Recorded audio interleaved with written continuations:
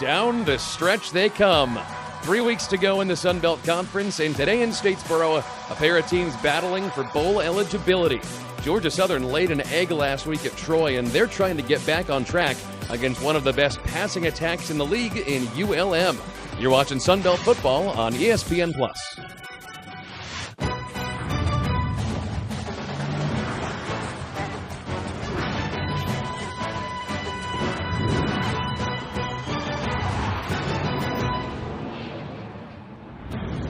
Great to have you with us again today with Danny Waugh. I'm Greg Talbot, and Amy Zimmer joins us on the sidelines in just a moment.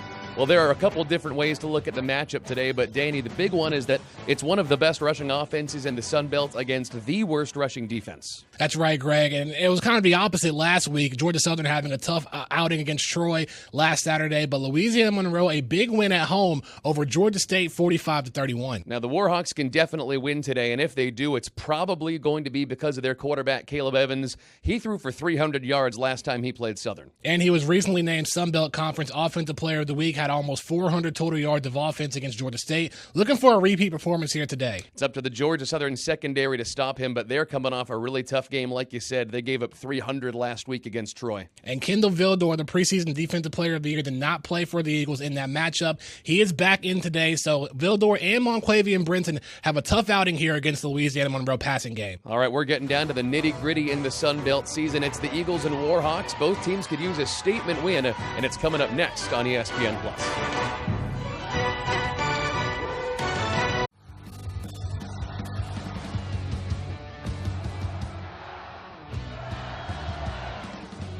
All right, Danny, big standings implications today, especially for Georgia Southern when you look at that Eastern Division. Same with UL-Monroe. Both teams 3-2 with the top team 4-1. So a win here for either team could put them in the direction for a potential conference championship. Yeah, big win today for Georgia Southern would put them in bowl eligibility territory. And for more on that, let's go down to Amy Zimmer. Amy. Greg, both UL-Monroe and Georgia Southern are looking to become bowl eligible for the second consecutive season. ULM 2 wins away, Georgia Southern just 1 win away. However, UL-Monroe knows from previous experience just because you're bowl eligible doesn't guarantee a spot, as the team was not invited last season. ULM head coach Matt Viator calling this matchup one of the biggest games of the year, but keeping the one game at a time mentality. Georgia Southern head coach Chad Lunsford saying that they're also keeping that mentality. The team is not allowing bowl eligibility pressure get to them, and he also added there's pressure every week, and the team embraces expectations. Greg, back to you. All right, thank you so much. Amy Zimmer on the sidelines, and Danny, no kidding, especially when you look at Chad Lunsford on the right side of your screen. This win today would mean even more considering what happened last week at Troy. Yeah, both Chad Lunsford and offensive coordinator Bob the Best said that they really got their butts whooped against Troy. Troy came out attacking early, so that could be the reason why Georgia Southern elected to receive here to start this game. Well, it was raining for the last 48 hours or so here in Statesboro as the opening kick is away. Wes Kennedy in the end zone. And he'll take it to the 25-yard line. So even if it does start raining a little bit later as this game goes on, any Georgia Southern fans in the audience know that rain and cold has not been bad for this team. Actually, it's been a pretty good omen in 2019. Yeah, they won against Coastal Carolina and New Mexico State at home in the rain. Got the win at Appalachian State with a mix of rain and snow. And we'll see what Shy Words can do for the Eagles here to start this drive. Even though the team had a bad day at Troy last week, Shy did all he could, went for 200 all-purpose yards and a pair of touchdowns against the Trojans. Three touchdowns to be exact. Right, and Bob the Best said they had to play keep up. There's the reason why Schwartz was passing so much in that game. First offensive play of the game is a handoff to J.D. King. He gets back to around the line of scrimmage, and as of this last game at Troy, he is now officially their leading rusher on the year, 570 yards and 4 touchdowns, although kind of a slow game at Troy last week, only 40 yards. Yeah, it really got stopped by the Troy defense there. J.D. King being the power back in this Georgia Southern offense, averaging about 4 yards a carry, 567 yards, and 4 touchdowns on the year. Diamond backfield, there's King, Matt LaRoche, and Wes Kennedy in the backfield. And on second down, they'll feed Wes Kennedy. He dives forward for a gain of about 4 yards. And the big question here for this Georgia Southern offense is how they're going to move the ball with the amount of injuries that they've had on the offensive line. A couple of more injuries happened over the last couple of weeks as Caleb Kelly getting to start at left tackle here today for the Eagles. Yeah, so a banged up in mobile offensive line arrangement is the way the coaches are describing it. Here's 3rd down and 7 for Southern. Opening drive of the game. Wirtz drops back. Pressure from his blind side. Hits Kennedy, but a bad throw. A little bit low. He goes down, and that'll bring up 4th. Yeah, Wirtz was able to get it out just in time, but Kennedy falling on the catch. Not the best start for Georgia Southern on a 3-and-out on the first drive. No, certainly not. And unfortunately for Eagle fans, that's something they're used to seeing. Southern the second worst 3rd down clip in the Sun Belt. 31% on the year. Interesting formation here for Anthony Beck, and now he'll move back to actually kick this one away. And Perry Carter back to receive at the ULM 25. Really great spiral and kick from Beck there to the 26-yard line, and here it goes. Turns the corner, picks up a couple yards to around the 36-yard line. And now let's take a look at this ULM offense for the first time, Danny. Like we said at the top of the broadcast, their defense has struggled this year, but their offense has been red hot. Yeah, Caleb Kelly, as we saw in the open, was named Sun Belt Conference Offensive Player of the Week. And Evans, close to 400 yards in that game. Looking for a repeat performance. It'll be interesting how he does in this element, considering that there is some wind in the forecast. Was raining a bit earlier. Might make it tough for him to throw downfield. He's a great quarterback, but I'll tell you what, they have a fantastic running back, too. We'll talk about him in a second. On first down, play action pass. They've got Jackson, one of their leading receivers on the year. Short gain, and it looks like they'll go pretty fast here on the field. Anyway, talking about Caleb Evans, Danny, he's one of the hot quarterbacks in the Sun Belt this year, statistically the second best in the conference. And Phil Steele actually has him ranked as one of the top 30 in the country this year. I mean, you look at his stats, close to 2,000 yards passing, 15 touchdowns, only 6 picks, 62% passing completion. Good pocket for him, and that one's intercepted. Down the sideline, it's Rashad Bird, the linebacker and the defensive captain, down inside the 25. How about that? That's interception number 6 on the season for the Southern defense. And the second interception for Rashad Bird. And we were just talking about how Evans has done a great job passing the ball downfield, but this time Bird was there, was able to read the eyes of Evans and get the interception. Well, here's the thing. He had time. That was just a misdiagnosed throw, and Bird stepped in front of the pass. Yeah, plenty of guys there in the middle of the field. Good job by the Georgia Southern defense here. And Bird showing off the turnover chain. That's a good look for Rashad. Okay, so Southern pretty deep into ULM territory here. Wurtzler on the option. He's got Kennedy. Comes up just shy of the 20 to bring up second down. Okay, so here's the thing about Wes Kennedy, number 12 there, if you are a ULM fan or haven't watched Southern this year. Really, because Logan Wright's been out now for a couple of weeks, that has really put Kennedy into the spot of returning to a real running back role versus some of the slot he played last year. And since he's really been a running back these last couple of weeks, he has been a star. And he has been the target to look out for, along with Shy Words for Louisiana-Monroe's defense. They want to contain those two guys, and if they can do that, they can make some good stops, similar to what they did in the first drive. And they'll feed him again. Goes into the teeth of the defense, down to around the 12-yard line, comes close to the sticks. All right, so cold down there on the field. The rain has stopped, and actually a pretty decent student section is crowded in. But obviously, as you might expect, considering it is cold and rainy for the third game in a row here in Statesboro, not the biggest crowd as we get going here in the first quarter. That just shows you who the faithful fans are, because they're embracing this team throughout all the elements throughout this season.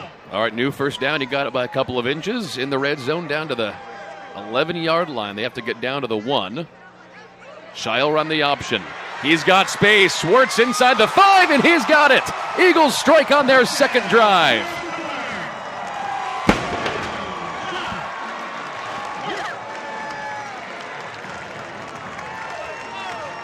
That's a second rushing touchdown of the year for Shy Wirtz. And Shy had plenty of space on the outside on that option run. Decided to keep and broke a couple of tackles to get to the end zone. Another interesting formation, and Tyler Bass will bring him in, obviously. All right, well, considering how slow that and kind of anemic that first series was on offense, that was a really nice turnaround for Southern there, huh? Yeah, Rashad Bird just being able to step up, picking up his second pick. And Bass puts it through. Yeah, that really was a fast turnaround. And that'll take us to a break here on ESPN Plus. Georgia Southern an interception and turns that into a touchdown. ULM tries to tie it up after this.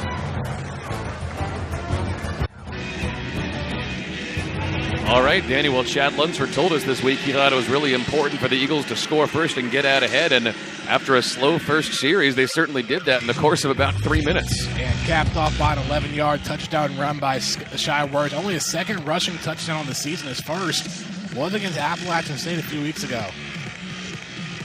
Last week he threw for 3 touchdowns. Yeah, he certainly did. All right, so ULM's going to get the ball back here after throwing an interception on their first drive of the game and see if they can finally get a little momentum going. Not used to seeing Caleb Evans throw interceptions. We'll talk about why in a second. Here's the kick from Bass. Really good leg into that one. That one flies out of the back of the end zone, and ULM takes it to the 25.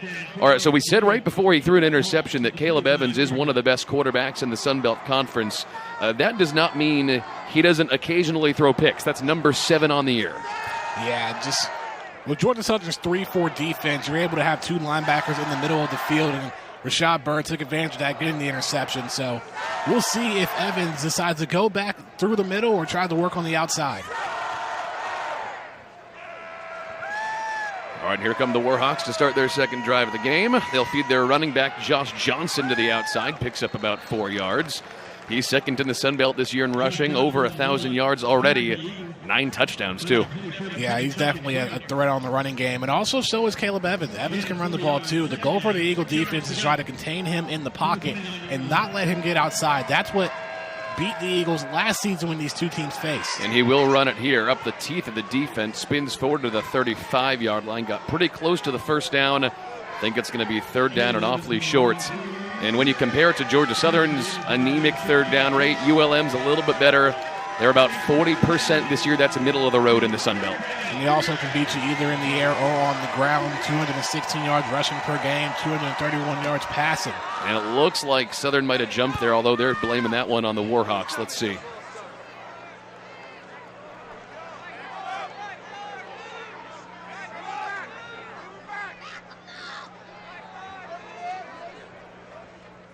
Offside, defense number 96. Defense entered the neutral zone and made contact with the offense. 5-yard penalty results in a first down. And ULM gets one for free. That was pretty obvious. You see that right there, Trevor Gleam leaning in for the snap.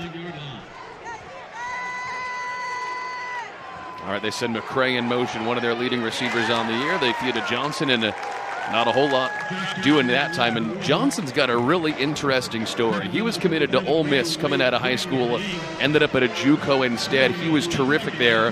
Got offers to a ton of the Sun Belt teams when he came out of that JUCO, ended up at ULM, and all of a sudden now, Danny, as of this year, he's become one of the best backs in the group of 5. Yeah, and we'll definitely see how he plays out here throughout the afternoon. No gain on the play, though. 2nd down and 10. They'll go back to him. He cuts to the outside and got some space. Dives forward toward midfield, didn't get the first down. It'll be about 3 or 4 yards to go here. And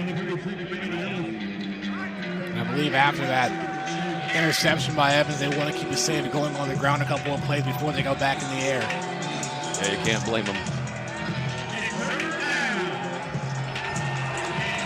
These are 2 really good defenses.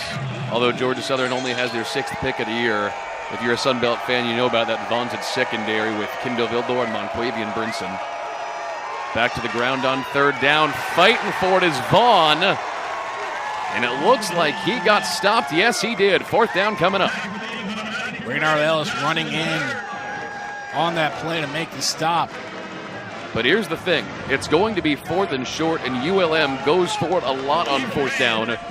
The Warhawks are 11 for 21 this year on 4th down, 52%. They go for it more than anyone in the Sun Belt Conference, and they'll do it again here. 4th and 1. Peterson, the motion man. Evans heads under center, looks to the sideline. Here they come on 4th. Behind his blockers, falls forward. And it looks like he got that one by a couple of inches, and they convert. That's the 12th time they've converted this season. And you saw at first he tried to go for the hard count to get the defensive line jumping like they did before. Lean. This time look to the coach, go for the quarterback sneak, able to get the first down. All right, so now a nice little drive going here for ULM. Southern brings pressure off the edge. Another play action. Evans steps up and it looks like he'll run. He does, past the line of scrimmage. Taken down for a gain of 6 or 7 yards that time. In on the tackle first, Dylan Springer. Yeah, Springer got him first, and then Jay Bowdry finished the job for the Eagle defense. Evans was able to hold out until he found an opening, bouncing outside and got a couple of yards. And if it looks like Caleb is starting to take control of this offense, well, that's what he does. Coming up a great week last week at Georgia State, 24 for 32, and huge game that time as he connects. That one hauled in by Jonathan Hodo, his 24th catch of the year, and that's going to make it 3rd and short. And that time, a quick pass on the outside. First down, 10 yards to go. It will be a first down. There was a little bit of disagreement there among the referees. I see why that was. They worried about his foot placement. So they will give him a first down to the 39-yard line. 3 down for Southern. Once again, Peterson in motion. He's their leading target this year, and that's a pass to Hodo again. 2nd straight play, and the defense there to meet him as he tried to cut around the inside. That's the great part about the 3-4 defense and Scott Sloan for Georgia Southern, because you don't have to send forward if you don't want to. You can have all 4 of those linebackers kind of drop back and play coverage on the wide receivers. And really that's what led their defense to so much success last year. They were able to get pressure with the 3 up front. 2nd down and 7. 6:30 to go here in the quarter. Back to the ground they go. It's Johnson. Got a good block. Turns upfield toward the 20 for a first down. There was a man back there, almost blew up the play for Georgia Southern, but Johnson able to maneuver his way through and get another first down for the Warhawks. He had a great game last week as well. 170 yards on the ground and a pair of touchdowns. Man, what a win that was for them last weekend, huh? Considering how well Georgia State's been playing this season, it was good for the Warhawks to kind of halt their momentum and pick some momentum up on their own. Yeah, by the way, 6-win Georgia State already. They've had a heck of a turnaround in 2019. Back to their secondary back, it's Austin Vaughn. Pinballs around toward the 15-yard line for a gain of 4 or 5. You don't really see many carries from Vaughn in each game. Now only his 38th rush on the season. Usually it's Josh Johnson that's getting the majority of the carries. He's a guy who's been well over 20 carries a game so far this year. And that, when you consider that Evans can also move out of the pocket as well, those are the primary 2 runners. Evans behind a couple of blockers on the designed rush. He's got a first down inside the 5, pushing toward the goal line. He's not quite going to get there, but it'll be first down and goal inside the 5. He can run too. Let's not forget about that. He's over 700 yards rushing on the year and 9 rushing touchdowns. Yeah, that was a good play set up by the Warhawks there. Able to get another first down now at the 4. Really good drive here for ULM. First down and goal from inside the 5. Vaughn takes the give around the corner, and he's in for the touchdown. ULM responds on their first drive after Southern scores.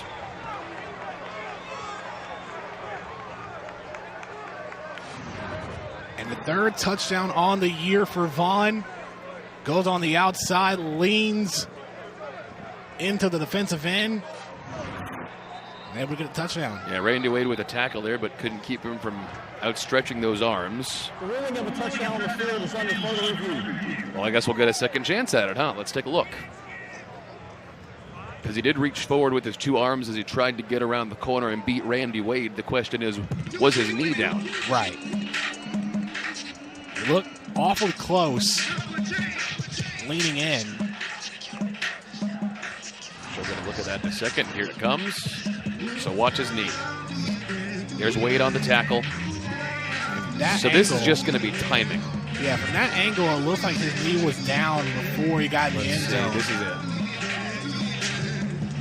But it's hard to see from that angle. He's behind Peterson. But you can tell right there, he kind of extended his hands in across the plane for a touchdown. I think it would take maybe a different camera angle. I'm not sure there's going to be enough video evidence to overturn here. It looks like this one's going to stand. And What a way for Louisiana Monroe to answer back. Ruling of a touchdown on the field stands. With the video evidence we have, that's the right call. Considering the bad drive, the bad drive they had in the first drive with that interception by Evans, it's a great way to answer back from the Georgia Southern touchdown too. Yeah, really good response there. And more importantly, Caleb Evans, he doesn't need to prove anything to anyone considering how good he's been this year, but really good to show how unafraid he was to lead the team back out on that drive after the pick. And also took a lot of time off the clock. 13 plays, 75 yards in just over 6 minutes. Here's Porter. That one sneaks to the right upright, and we got ourselves a tie game with inside 5 minutes to go. Really good response from the Warhawks. We're tied in the first on ESPN Plus.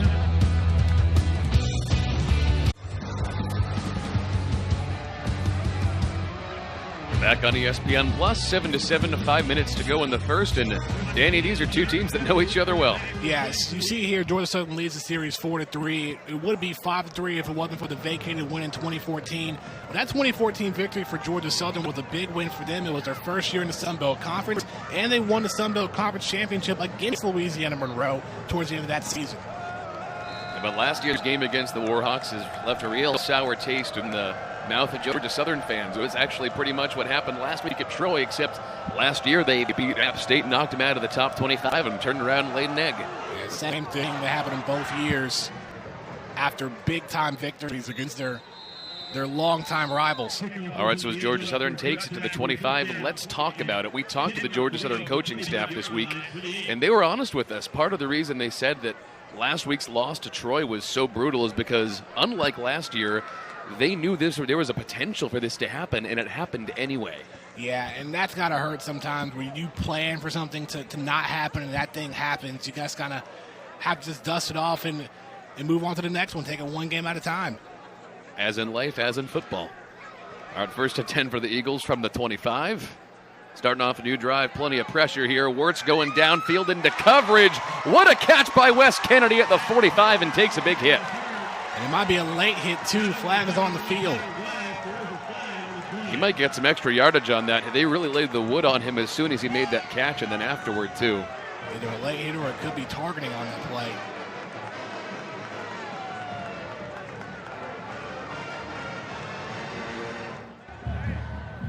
Personal foul, targeting, defense, number 1.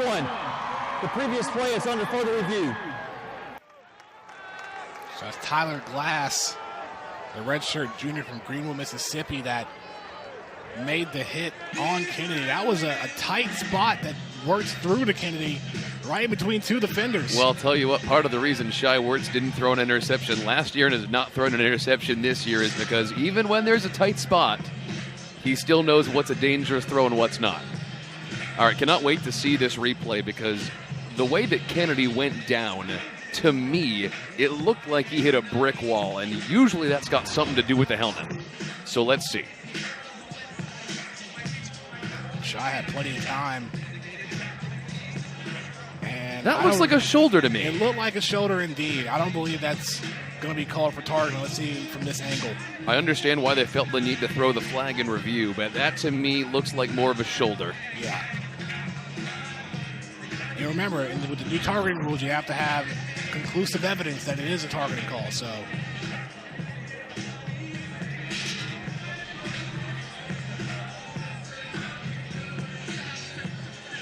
we'll wait another second for a call, and I'm not surprised that ULM threw so much. Are you a little surprised with how many times in these first couple of plays that Wirtz is at least dropping back? Not exactly, because they found success in it against Troy, even though they were trying to play catch-up. It worked, so if it ain't broke, don't try and fix it. It just makes the Eagles more dynamic on offense, knowing that they are a primary running team with the option. And I'll tell you what, a lot of Georgia Southern fans sometimes do get upset with how many dive plays are called. It's been nice so far today. There is no targeting by number 1 on the defense. Number 1 may remain in the game. The result of the play was a completed catch, first down. Good reviews so far today, 2 for 2 from the refs. And also a sigh of relief from Glass because that's his 60th tackle. He's one of the top tacklers on this Louisiana Monroe defense. Yeah, the ULM defense is fascinating. Statistically, they're the worst in the conference, but they also lead the league in interceptions. It's a really interesting group. All right, inside 5 minutes to go in the first quarter.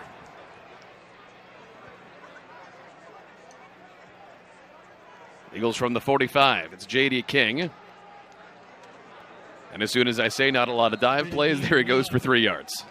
It's also unique how Georgia Southern's going to go about this Louisiana Monroe defense because they run a 4-2-5. I mean, it looks like a 4-3, right? but they have that linebacker on the outside that can play as an extra safety. You can also show potentially a 5-man front as well if you want to have them blitz. Our gain of 2 yards that time. 2nd and 8 for Shai Wertz. Colby Ransom split to the bottom of your screen. Johnson, the motion tight end. And here comes Kennedy on the option.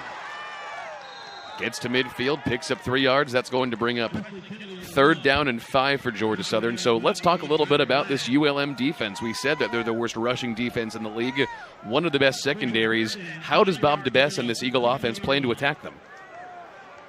It's an interesting question. I think you just got to keep running it, going on the outside, and giving it to Kennedy and King. Kennedy already 4 carries for 16 yards. Ransom split to the far side of the field now. 3rd down and 5. They'll run the option, and down goes Wirtz. What a blown-up play by ULM. Ty Shelby, the junior from Houston, Texas, able to blow up that play for the Warhawks. Holy cow. They showed 5 men up front, and you had nobody covering Shelby on the outside. And there is a man down for the Warhawks currently, Lawrence Shaw. I'll tell you what, that's the kind of play that ULM could have used more of from that rushing defensive front a couple more times this year, huh?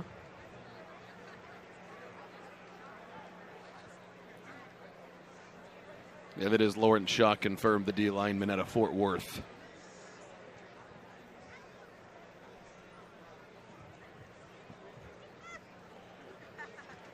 Well, he's talking to his coaches, so he's just waiting for permission to get back up now, basically. We're checking on him, making sure he's okay. It appears to be his leg, right leg. Left one's moving just fine.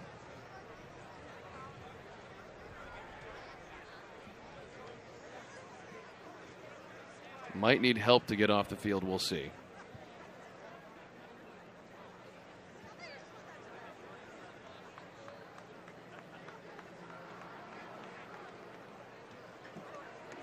And you can see it is his right leg. He's got a little bit of a limp there.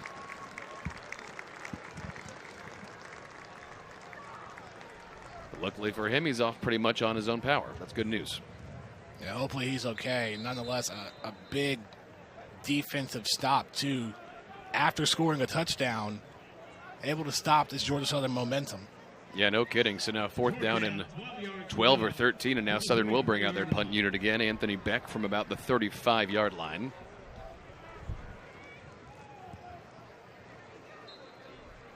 And once again, this is Perry Carter back to receive from inside his own 15. And here comes the South Effingham Mustang graduate, Anthony Beck. By the way, their season came to an end last night in the high school football playoffs down the road. Dangerous fair catch. Pins him down inside the 10-yard line, though, so another long field to go here for the Warhawks on the other side of the break. 7-7 inside 3 minutes in the first.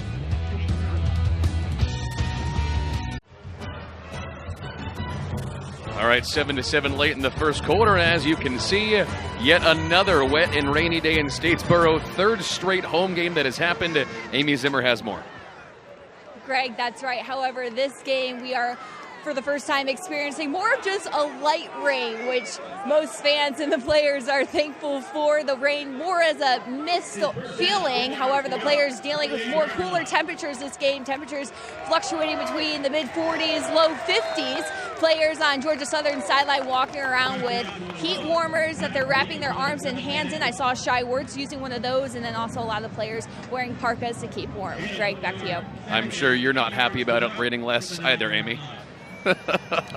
She's been the MVP the last couple of games. She's been GATA for sure. For sure. All right, well, not even sure if this is technically an off-rain game for her, but it's certainly better than it was for New Mexico State and Coastal Carolina. All right, 2nd down and 9. Back to Johnson they go, and this time the Eagle defense pushes him back. He'll get forward progress. Really good push out that time by Raynard Ellis. Man, he's come on strong the last couple of games. And throughout this season, the defense really has been controlled by the middle linebackers. And For sure. Raynard Ellis and Rashad Bird. Bird with the interception, Ellis getting in the backfield a couple of times. And what's interesting is because this Louisiana Monroe offensive line is very experienced. A lot of seniors and fifth-year seniors on this team. And the defense has been able to get through. All right, Evans 3 for 4 so far through the air today. He's probably got to chuck it again here on 3rd down and 11. He will. Plenty of time. Downfield into coverage, and he overshot Hodo. That was his 3rd target. No flags on the play. That'll bring up 4th down. Good pressure, and a 3-and-out will put Georgia Southern in good field position depending on where this punt lands. I'll tell you what, we've seen a couple of targets now for Jonathan Hodo. We saw Jackson get one his way. I'm a little surprised we have not seen a completed pass so far to Josh Peterson. Yeah, and Peterson could be a guy they use for short passes, 3 or 4 yards. I mean, he has close to 400 yards receiving on the year. But they have not, you're right, they have not gone to him yet in this game. Yeah, technically leading receiver. They just haven't been able to scheme him open. Kennedy calls for a fair catch. Back around the 45-yard line. So really good field position here for Georgia Southern. Let's see what they can do. About 90 seconds to go until the end of the first quarter. What do we think about that last drive? I mean, just great job from the linebackers, and Ellis and Bird just make great stops. I think so. That linebacker unit for Georgia Southern's been really good these last couple of games. And let's see what Georgia Southern has in store. Certainly been taking their time between plays today. Certainly no up-tempo from them yet.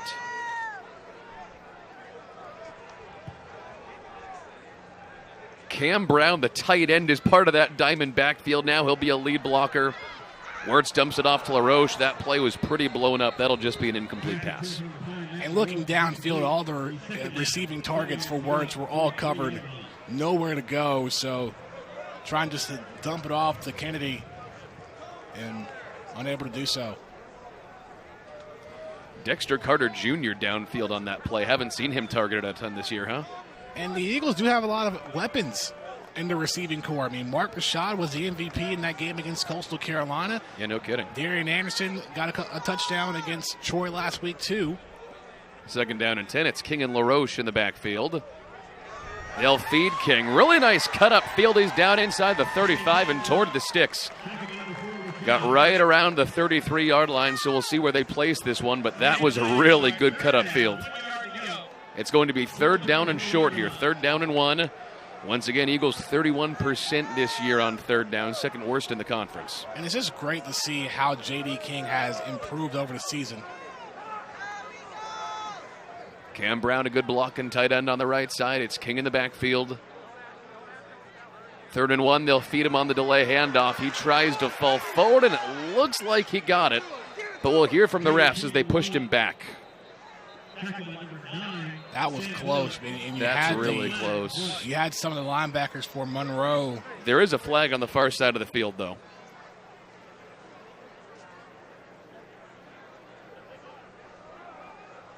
Looked like he fell around the linebacker, but might have still come up a couple inches short.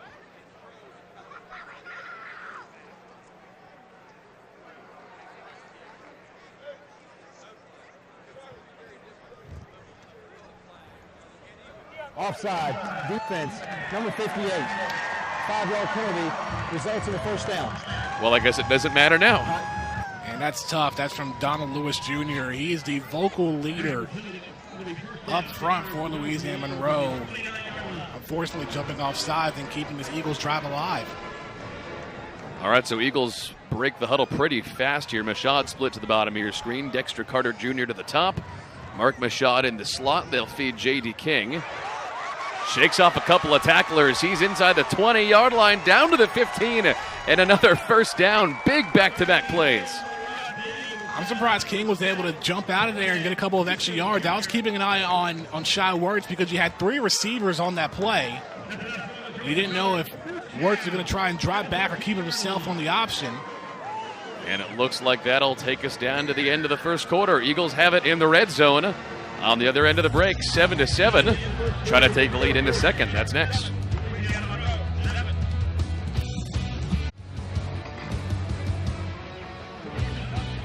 Well, 2018 was such a magical season for Georgia Southern football. It's hard to say that there were heartbreaking losses, but if there was one, this was it. Yeah, 44-25, the final score in that game in Monroe. Louisiana-Monroe would score the first 20 points, which also consisted of 2 back-to-back deep touchdown passes from Caleb Evans to Marcus Green. Well, back in the present day, getting ready to start the second quarter on ESPN+, 7-7, and Georgia Southern trying to retake the lead here in the ULM red zone. Eagles 12 touchdowns on 25 red zone trips this year. Kennedy in motion. Down to about the 10-yard line, short dive play. That'll bring up second down. A good run up the middle. You had a guy on the outside that almost blew that play up from Louisiana-Monroe. Yeah, Matt LaRoche on the carry, about 300 yards this year and a touchdown. And LaRoche has kind of been the third option in this offense for Georgia Southern, with being Kennedy, J.D. King, and even Shy Ward's getting some carries as well. Yeah, he's really been more of a try to break a big play along the outside kind of back. Second down and 7 in the red zone. It's Shy on the option. Takes a big hit at the line of scrimmage. Holy cow, they brought the wood. And he was taken down by Lawrence Shaw, who made his way back in the game. We saw him go down in the first quarter. Here you see again Shaw right there. And we saw him injured a few minutes ago, but clearly looks like he's okay. Shaw and Donald Lewis putting a stop. That's the second big hit we've seen this ULM defense deliver. And that's the one thing that the Warhawks wanted to try and stop, because they know that Georgia Southern loves doing second down and 6, third down and 2 type plays. If they can stop those, it'll be a good afternoon. All right, third down and 5. Play action. Wirtz looking for the end zone. Instead, if he just gets rid of it, he does. And that'll bring up fourth down, and this is Tyler Bass time. That was a really good jailbreak from the ULM defense. Sam Miller right there from the get-go on the outside, able to get the stop. So Tyler Bass is going to come out, and it's interesting for Tyler Bass. There was a receiver in the area. The interesting thing about Tyler Bass, Greg, is that he's 1 of 4 in field goals in his last 3 games. Yeah, and it's been interesting considering how amazing he was last year. But part of it is also, let's not forget, the conditions that the Eagles have been forced to play in for about a month now. Yeah.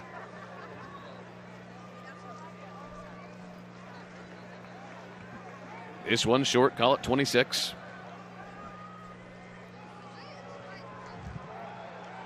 Good jump on that one from a couple ULM players, but Bass gets it through, and Georgia Southern takes a 10-7 lead. With this weather, field goals might be something that helps or hurts a team down the stretch. And we've heard Chad Lunsford talk about Tyler Bass before, and when it comes to him kicking field goals, his last kick will never define his next kick, so he's always looking forward. And we've seen a couple of Georgia Southern kickers being noticed in the NFL over the last few weeks. Yeah, no kidding. Young Wei-Koo with the Falcons. What a turnaround story for him. So great. Yeah, considering that he started out with the Chargers, missed the game-winning field goal in 2 games, ended up getting cut, joined the AAF, playing for the Atlanta team there. He was going to be on the practice squad for the Patriots, and the Falcons picked him up after they released Matt Bryant. And he was the NFC Special Teams Player of the Week, knocking down 4 field goals for the Falcons, and a big win against the Saints. They're really terrific. I think we're going to see a couple GATA signs in the Atlanta Dome, huh? For sure. That's going to be awfully fun moving forward for the rest of the season.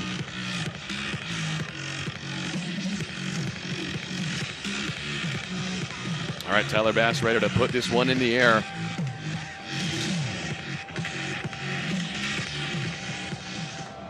Hasn't given opposing returners many opportunities this year. And they don't even want to try it this time. To the 25-yard line we go. All right, so Caleb Evans, after throwing an interception on his first drive, has really rebounded. He drove them down the field for that touchdown drive. This is my first time seeing him in person in the Sun Belt Conference. I am really impressed. And they're going to start to see the Louisiana-Monroe offense start to settle in. I mean, you've already saw not the best first drive, throwing the pick. Georgia Southern getting a touchdown. They answered back with a touchdown of their own. Defense did a good job holding the Eagles to a field goal. Let's see how the offense answers back here in the second quarter. Obviously, they've been heavy on their running back, Josh Johnson, but Caleb Evans, being the second best quarterback statistically in the Sun Belt this year, has led the way. Rolling out on play action. He's got Peterson open, but he's covered. That pass looks incomplete around the 30-yard line. It was dropped. And he hasn't gone to the outside that much because you got to worry about Monquavian Brinson, who made the tackles there, and Kendall Vildor, Who was back this week. Yeah, did not play against Troy, and you saw the stats in the open. Wasn't the best game for Georgia Southern on defense. No, certainly not against Troy, although even with the great secondary, Caleb Evans has had good luck against Southern. Went for 330 yards through the air against the Eagle defense when they played last year. Takes a couple guys to bring him down, but Kendrick Duncan Jr. got to him first. He was the first one there to make the stop, and he waited for him to get through. A good patience there, huh, coming around the edge? Yeah. Don't want to jump too early. You want to wait for him to get to you, lay contact on him, and take him down. All right, 3rd down and 7 here for ULM. They are 0 for 2 on the day.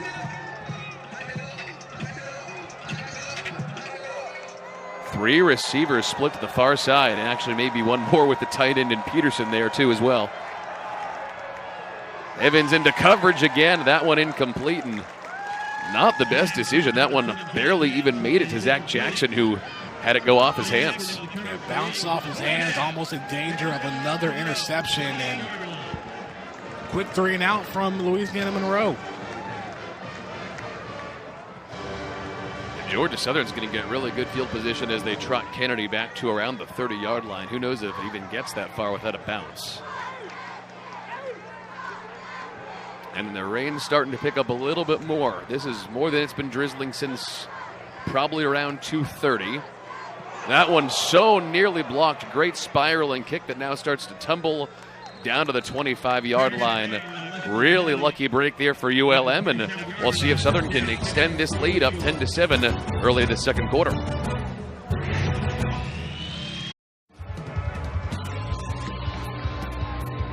Well, after an injury earlier in the game, Lawrence Shaw is back in, and for more on that, let's go to Amy. I talked with ULM's head athletic trainer, and he told me Lawrence sustained a minor lower leg injury. He hopped on the bike and warmed back up, and before you know it, was back out there, and he's good to go for the rest of the game. Guys, back to you. Not only back out there, Danny made a big tackle and took down Shai Wirtz. Absolutely. Let's see how he can continue to contribute here to the defense. All right, Shai comes out under center from the 25 to start this new drive. Here's Wes Kennedy trying to get around the corner. Goes end over end for a gain of about 5 yards. Big hit that time, delivered by Ty Shelby, his second tackle. Another big-time hit from this Monroe defense. Kennedy got turned inside out.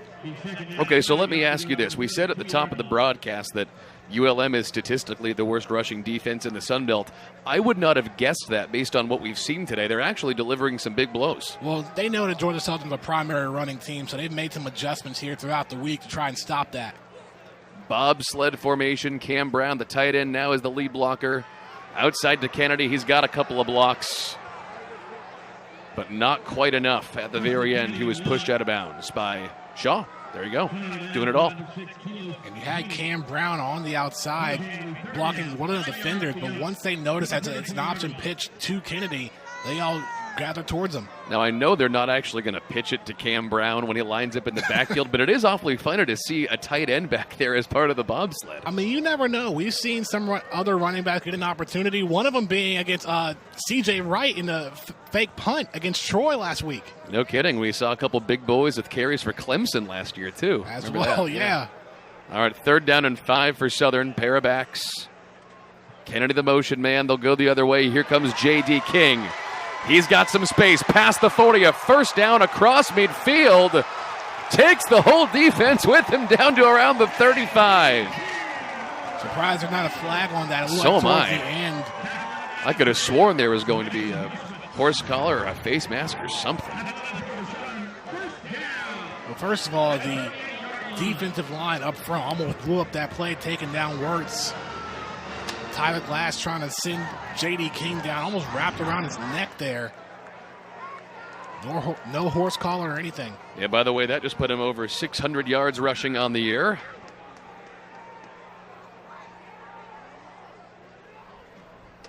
New first down, and it's Wes Kennedy. He's got a couple of blockers. Rush to the outside, gain of 11, new first down. And that's just the speed of Wesley Kennedy. It shows how much he was missed in the first 4 games of the season, being able to make people miss. And I'm not just saying this because it's going to sound good for Southern, considering that Minnesota is doing so well now, but I think they would have won that game against the Gophers if Kennedy was in the lineup. I really do. For sure. I mean, it would have been an extra option. Even when you don't give the ball to Kennedy, he's still a threat out there on the field, and you got to have somebody covering him at all times. All right, Georgia Southern now down inside the 30.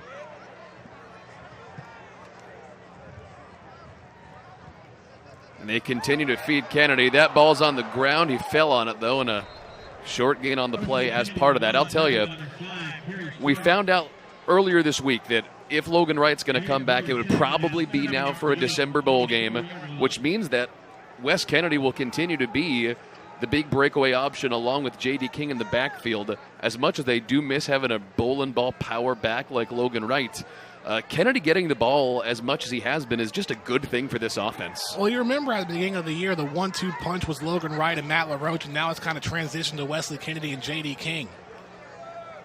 And you could even argue because of that it's been more explosive.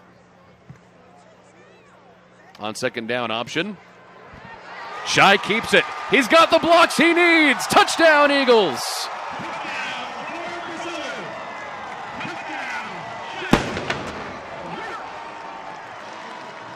Fire that cannon. It's the second rushing touchdown of the day for the quarterback, Shy Wirtz.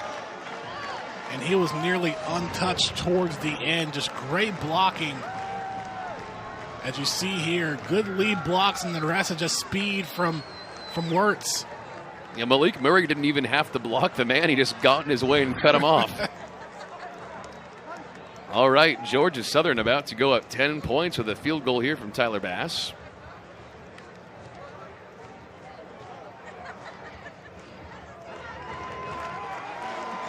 And he's got it. The Eagles are off and running, Danny. Not bad. They love playing in the rain. 3-0 this year. Yeah, and it just shows at this point of the season how much Shy Wirtz has gotten more comfortable in the back. You got to remember, he got hurt in the opener against LSU and then slowly worked his way back into the Louisiana game. And even then, he wasn't fully feeling like himself. All right, so at the top of the game here on ESPN Plus, we talked about how Georgia Southern is 1 game away from bowl eligibility. ULM 2 games away. Interesting, a couple teams already almost certainly in. App State, Louisiana are locks. Georgia State pretty much there as well.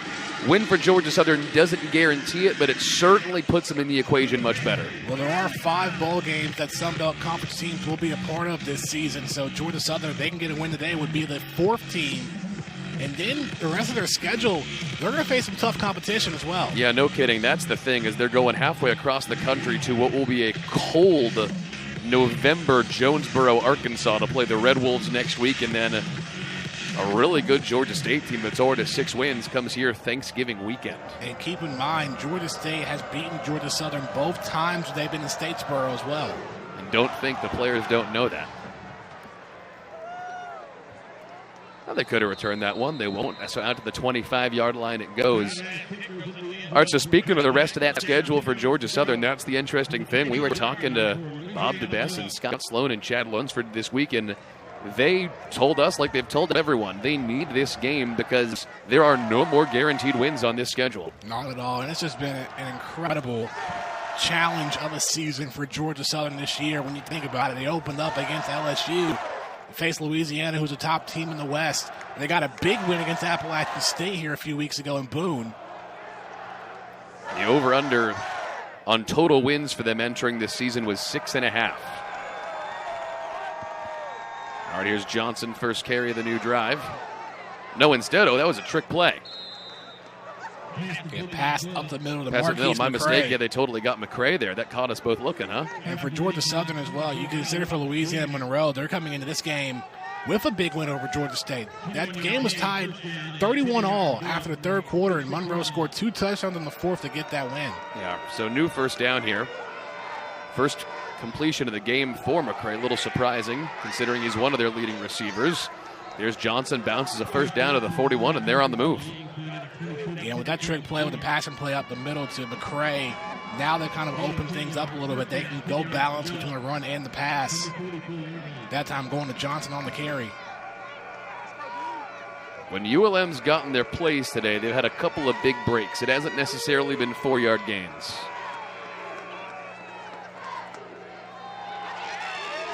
Evans goes down behind the line of scrimmage, and the defense didn't fall for it. Rashad Bird had an interception. Now he's got a sack and a smile. Yeah, it's almost like Evans didn't know where to go after the fake handoff. He saw all the shades of blue all around him and had nowhere to go. Call it a loss of 2 on the play. 2nd down and 12. Evans actually didn't get sacked last time he played Georgia Southern last year, so already better for this defense. He'll step up and run. He got big pressure. Dives forward inside the 40, gain of about 5 to bring up a makeable 3rd down. Well, you saw there, Georgia Southern had 2 men rushing on the outside, and once you saw those 2 go through, Johnson went through the middle and was able to get a couple of yards. All right, 3rd down and 5, and although the crowd you can hear is not as big as it's been because this is another rainy, cold game in Statesboro, they're being as loud as they can. 3rd down and call it a short 6.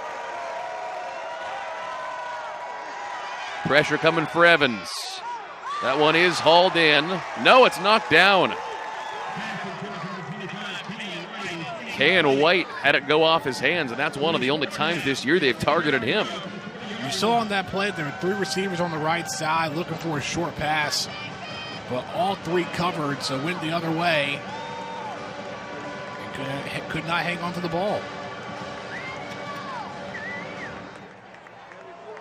And this looks like a punt formation, and that's exactly what they're going to do. A little surprising they're not going to pull out a 4th down try here, considering how often they do it. And they're already 1 for 1 today, but looks like they're set to kick it away. Porter puts it in the air. Liptrot gets out of the way. And it is a touchback with 6:40 to go until halftime. Eagle offense starting to soar. They get the ball back up 10 points on ULM.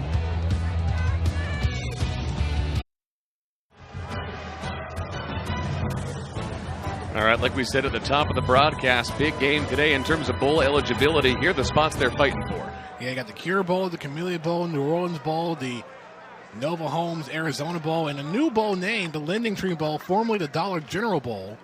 And the conference champion here in the Sun Belt will play in that New Orleans Bowl. It was Appalachian State last year. Trying to do it again. Our Eagle offense back up now. They're up 10 points, 17-7, with a 6:40 to go here until halftime in Statesboro. Feed to Speedy LaRoche. He falls forward for a gain of maybe 3 yards on the play. And I'll tell you, it is really encouraging to see the fact that, with the exception of last week, the running backs have really started to find a groove with the new 3-headed monster, considering that Logan Wright, if they do see him at all, it probably wouldn't be until a December 21st bowl. Yeah, and it's always that next man up mentality. We've seen it mainly with the offensive line and the switches that they've had, but with Logan Wright going down, other people have had to step up, and J.D. King's done a good job. Speaking of going down, that's the defensive lineman Josh Washington, the 5th-year senior from West Monroe. Transfer out of Tulane, stayed in the state. And he is talking to his trainers. That's good news.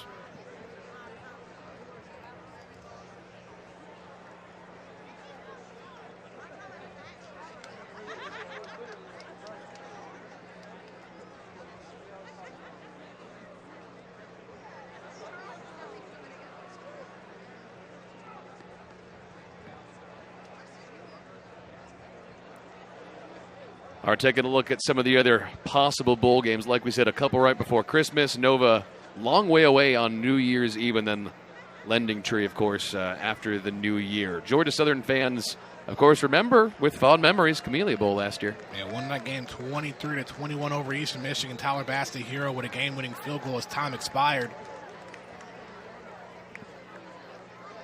Washington able to get up with the help of trainers. Of course, they would prefer the chance to play in that one in New Orleans, which will be the conference championship. Yeah. 2nd down, 7 yards to go for the Eagles from the 23-yard line. All right, so 2nd down and 7 as Washington is off the field. That's LaRoche in the backfield flanking Shy Wirtz. Shy 2 for 4 passing today, 20 yards, but more importantly, rushed for a pair of touchdowns. They'll drop back to throw here. He's got pressure downfield and overshot Malik Murray. Not a bad throw, just put it over the wrong shoulder. And Murray had 2 touchdowns against Troy last week. Was able to beat out the corner, but the throw from Wirtz just sailed out of play. Yeah, I'll tell you, it was interesting. He's certainly had a breakout year compared to last year in Statesboro, but that 3 catches and 100 yards and pair of touchdowns last week made him, as of right now, their leading receiver. 3rd down and 7. Eagles only 1 for 4 on 3rd down today. Some good blocking. Wirtz tries to turn the corner to the 25. Throws upfield, and he's got Darian Anderson. 77 yards. Touchdown, Georgia Southern. I don't see any flags on the field. The question is, was Shai Wirtz? There is a flag back at the 24. I think he was past the line of scrimmage. Yeah, you saw he tried to get it out last second. I thought so. I was shocked we didn't see a flag, and it didn't come out for a couple seconds after he threw the ball, but that's going to be why. He was past the line of scrimmage.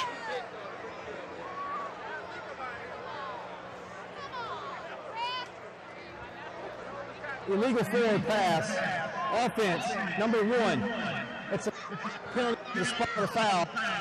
Loss of down. 4th down. Yeah, that's exactly what we thought, but that would have qualified as another big play DA play for Anderson. And the loss of down as well with the penalty. There you see Shai running, and he threw about the 25-yard line. Just 2 yards ahead from the line of scrimmage.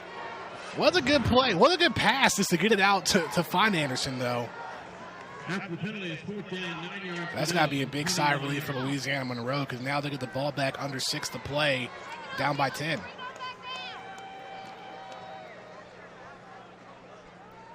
Good snap to Beck around the 5. Not a lot of pressure. Good kick. That'll put him down inside the 30. And what a hit from Najee Thompson. Holy cow, laid the wood. Yeah, and going back to that kick by Beck, he's done an incredible job this season. He's been able to send the ball at least 50 yards or so deep. But how about Thompson squaring up and taking the man down? And not a fun wake-up call that time for Perry Carter back there to return the kicks. All right, so the offensive drives for UL-Monroe today have kind of been feast or famine, Danny. Yeah, we'll see how they answer back here with this drive.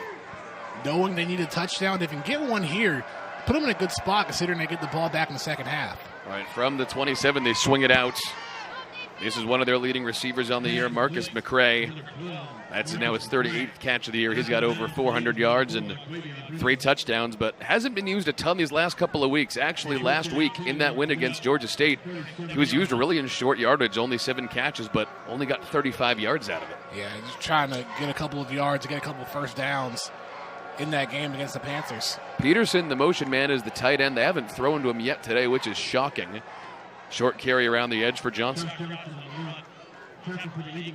They've really been using Peterson as, I would say, a blocker as the tight end, but also kind of as a decoy. When you put him in motion to the open side of the field, of course, the linebackers are going to start worrying about him. Yeah, and the linebackers for Georgia Southern have done a good job so far stopping this offense. A couple big tackles, and in case you're just joining us, first drive interception from Rashad Bird. Evans will step up and run. Got back to around the line of scrimmage, and that's it. Randy Wade Jr. hit him first.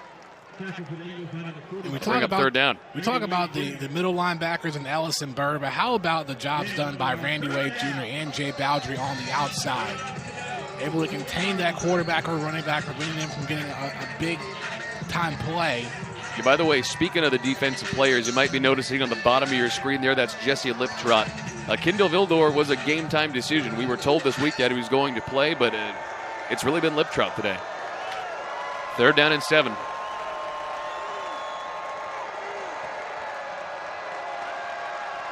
All day for Evans. Phillips got to him. That one nearly intercepted. Raynard Ellis had his hands on it. That'll force 4th down, but you cannot give Caleb Evans 20 seconds. or even though he had plenty of time in the pocket, he even tried to extend the play on the outside. He had no receivers to throw to. Tried to make something out of nothing, and almost Ellis came down with the ball. Yeah, Raymond Johnson was the first to break around the outside and put pressure on him. So they'll get the ball back with about 4 minutes until halftime. Rain and wind continuing to make some kind of factor with these punts. This one's down inside the 20. All right, pretty quick turnaround for these two teams. Eagles get the ball again with 3:50 to go until halftime. Up 10 on the Warhawks.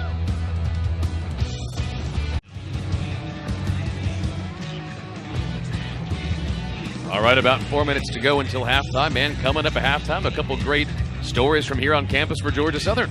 Yeah, Rosemary Kramer, who's set to partake in the Olympics. And also under the helmet with Todd Bradley, and just learning about his story.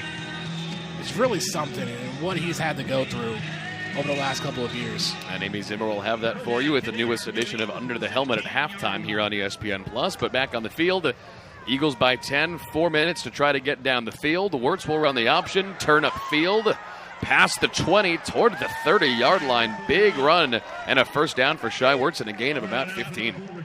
And he was so composed, running through with about 3 defenders around him, and I don't believe anyone really saw him until they got past, and when they tried to get him, got tripped up. Eagle rushing yards have been pretty well distributed. J.D. King over 50. Shai Wirtz now about 50 with that last run. Wes Kennedy's got about 35. Mark Mashad split to the top of the screen. Shai's not been afraid to air it out today. They've already passed 5 times. And Kennedy hit as he gets to the line of scrimmage. Really good heads-up tackle that time by Sam Miller. They've gone to Kennedy a lot more here in the first half than usual. That was his 9th carry.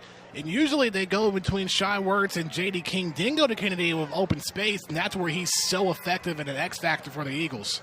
Big playmaker. Absolutely. Breaks it wide open for him. Down inside 3 minutes till halftime here. 2nd down and 7, and the wind's starting to pick back up.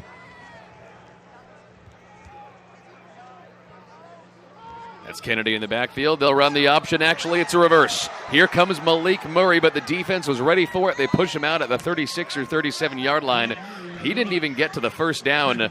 I'm a little surprised by that. When the Eagles pull that out of the playbook, usually it goes for 50 yards. And right there, you had a man on Shai Wirtz right before he gave it up. It just shows that at some points throughout this half, UL-Monroe is blowing up a couple of plays for Georgia Southern. Yeah, good for them for not biting. All right, 3rd down and 2. The Eagles only 1 for 4 on 3rd down today. Warhawks blitzing 3 linebackers off the edge. Wirtz tucks and runs. He's got the first down, and good for him as he loses his mouth guard in the process. They brought 8 guys on that play. Yeah, I'm about to say, I saw 6 at first, and they just bull rushed that offensive line. And they took the bait, too, because once again, Wirtz was able to get it out right before he went down. Wirtz was able to keep it, and get out of harm's way to get the first. Well, that's what running this offense for 3 years will do for you. Even when you see the plays getting blown up, you can tuck it and run it and get around the corner with confidence. They took the bait on J.D. King up the middle. New first down, diamond backfield, all 3 of them back there with Wirtz. Kennedy, cross midfield, gain of 7 yards, maybe 8. And you can tell the defense is just falling for the fake every time. That time, you had a man try to go straight up on Wirtz. Timeout. Georgia Southern. And I was wondering with 1:20 to go if they were just going to keep running plays, but they are going to call a timeout. They've got 2 to go here until halftime. Nobody called a timeout at all until now. This is the first timeout we've seen. Yeah, and obviously the reason they want this is because they want to get a shot at a touchdown. A field goal and touchdown will make you feel a lot more comfortable headed into the break. And I think we'll see Shai go deep here on a play or 2. Think so, too. We saw Darian Anderson have a big play called back, and we've also seen him throw it deep to Malik Murray. And although they have not targeted him, we saw Dexter Carter go way downfield once or twice. Yeah, one of these guys are going to get open, but with this 4-2-5 defense from Monroe, it made it a lot difficult for Shy Warriors to find an open man. And don't forget, Shy, although he's had some success today, is only 2 for 5 passing. And although the ULM defense statistically struggles, they do lead the conference in interceptions. Their secondary has written down 9. Yeah, and they're led by Corey Straughter, who has 5, and we really haven't seen him at all in this half. 2nd and 3. Shy will look downfield. Instead, he'll turn upfield. Did not get to the first down. Got to the 47, so a yard short for 3rd and short. And it looks like they're just going to let this clock run. They will, down to about a minute. Trying to catch ULM off guard. That's King in the backfield, their power back. They're going to feed him behind a couple of blockers, and it looks like he got it by a matter of inches. So that'll temporarily stop the clock while they set up the new chains. This could be close. From our vantage point up here in the press box, he fell forward, and it clearly looked like he was standing up and got there. Taking another look here. Although the referees are actually going to say no. Well, there we go. Now they're moving it 1st down. Wirtz throws to the far side of the field. He's got Mark Mashad. Rather, that's Dexter Carter. First time they've actually gotten it to him today. He's up to the 31-yard line. And that's his first official catch this season. Redshirt junior out of Jacksonville, Florida. Yeah, they've been trying to get him open a couple times today. Not a big surprise. They were finally able to get it done. And that will be a 1st down regardless. Got to the 32, 33-yard line. It'll probably take 1 or 2 more passes to get them to where they need to be, although they do have 2 timeouts.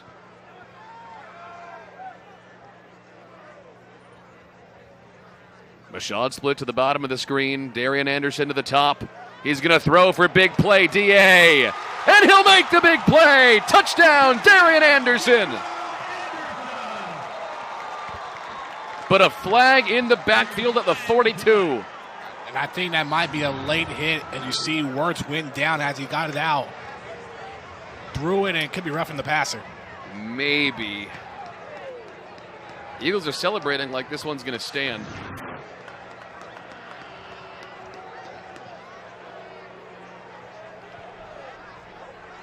And Wirtz got the ball out quick. He had 6 men coming through. Personal foul, targeting defense, number 7. The previous play is under further review. That was Cortez Cisco, the linebacker. We'll have to get a look at the replay. Maybe he hit Wirtz, and that's why the targeting was, because he wouldn't have been on Darian. But anyway, that is Anderson's 2nd touchdown of the season. That's why they call him Big Play DA. It's always a deep ball. Yeah, he had a lot of big plays last season, and even one last week against Troy, able to get another one. Okay, stand. We're going to have to get a look at the replay here on ESPN Plus, but interestingly enough, they actually have not changed the score on the scoreboard yet. It is still 17-7. I think right before he let it go. Trying to see, there's Cisco. Here it comes around the edge. Yeah, he is the one that hit Wirtz. Oh, that is helmet contact. Yeah. Helmet towards right up to upper body towards the neck a little bit. Although, can we say, even with the guy coming right in his face, what a throw Shy placed right in the breadbasket for Anderson. That's just perfect. This is the 2nd targeting call. First one was Tyler Glass. Yeah, gosh, I think this one might stand.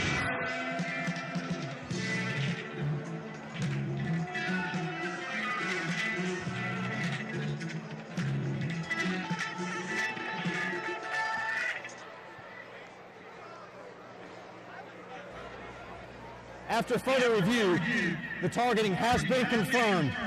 Number 7 is disqualified from the game. The result of the play is a touchdown. Fire the cannons. That 15-yard penalty will be enforced on the ensuing kickoff. Here's Cisco delivering the hit on Wirtz. Definite helmet-to-helmet contact. That one's no question. Yeah, got the bottom part of Wirtz's helmet, so Cisco out, and he led the Warhawks in tackles this season with almost 80. And so with him being out, Travion Webster will come in and replace Cisco here on the linebacker spot. All right, so Georgia Southern's going to feel awfully comfortable headed into halftime. Tyler Bass here to make it 24-7.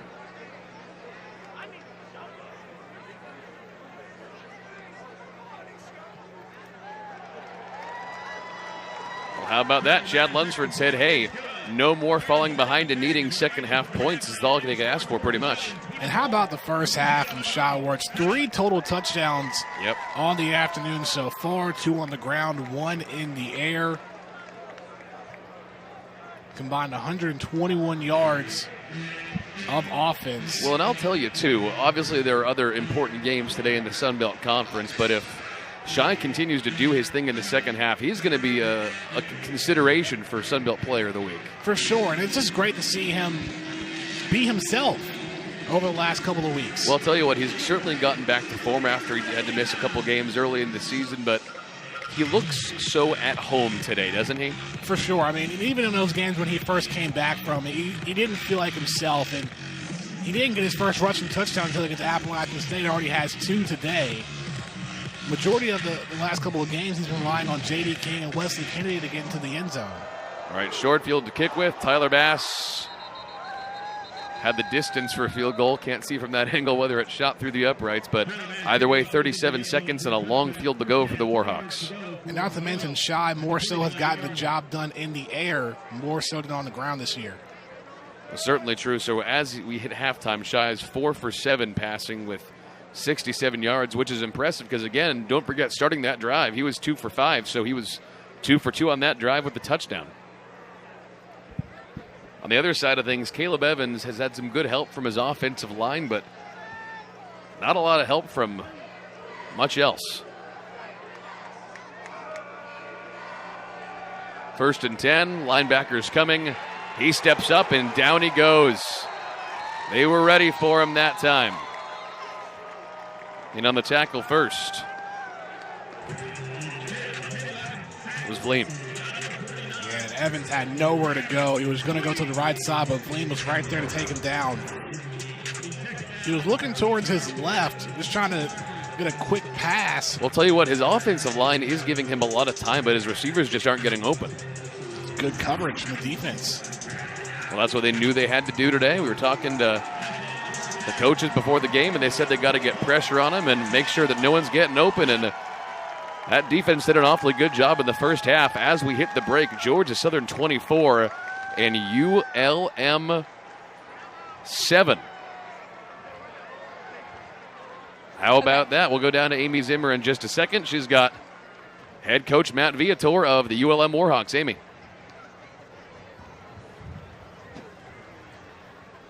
Ready? Coach, Cortez Cisco disqualified before the half. How will the team adjust? We just have to play somebody else. Our bigger problems are we haven't gotten any rhythm offensively at all. And we get the second half kickoff and hopefully can start something. What changes need to be made in the second half? We need to move the ball more consistently for sure. I think we've held up a little while on defense, but haven't moved. We had one good drive to tie it up at 7-7. We haven't moved it since. Thank you, Coach. Thanks. Greg. All right, thanks, Amy. Eagles up at the break, 24-7, nearly doubling up ULM in terms of total yards. Halftime show is coming up next from a rainy Statesboro on ESPN+.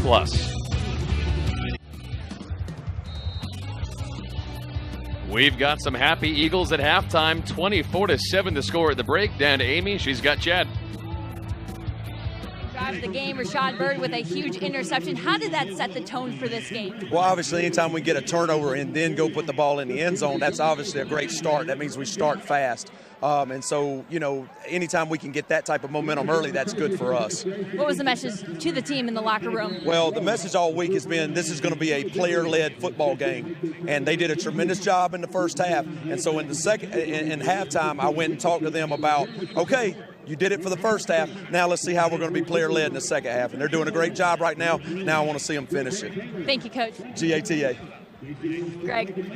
All right, thank you so much, Amy. So they're happy. Georgia Southern fans already happy in the stands. You can tell. Greg Talbot, Danny Waugh. Danny, I would say that was the best first half of Eagle football we've seen all year. And Chad Lunsford said it was player-led. Rashad Bird set the tone with the interception. And how about Shy Wertz?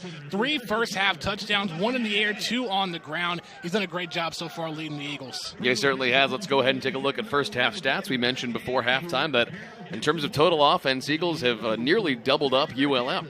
Yeah, and Shy Wirtz almost has more total yards himself than the Louisiana-Monroe offense. So he's done tremendous so far, also with the helps of Wesley Kennedy and J.D. King as well. Now it's up for Georgia Southern to hold on and to lead in the second half. Monroe's going to start with the ball first. So let's see how the Warhawks answer. Yeah, for what it's worth, it has been nearly 20 games since Georgia Southern has not won when leading at halftime. So they're certainly a better second-half team when they've got the lead. That said, you have to imagine the halftime break gave them some time to figure out Caleb Evans and the rest of this ULM offense. You got to imagine they're going to come out with something hot in the second half. And not to mention defensively, they're a man down with Cortez Cisco being ruled out due to that targeting call on the touchdown pass from Shy Wirtz to Darian Anderson. All right, so as you can see with that shot of Chad, it is still raining, although it's not as bad as it was for the New Mexico State and Coastal Carolina games. This is a team that is used to playing in the rain. They are 3-0 in conditions like that this year. Of course, the 2 home games for Coastal and New Mexico State, and then the big one up at App. So they're used to it, and I would actually think they're starting to become used to it, and I think they're starting to like it. I think they're taking on the identity. Yeah, absolutely. I mean, when you're able to play and compete in these types of conditions, it just helps build the team up a lot. And you're right, Georgia Southern has embraced that over the last couple of weeks.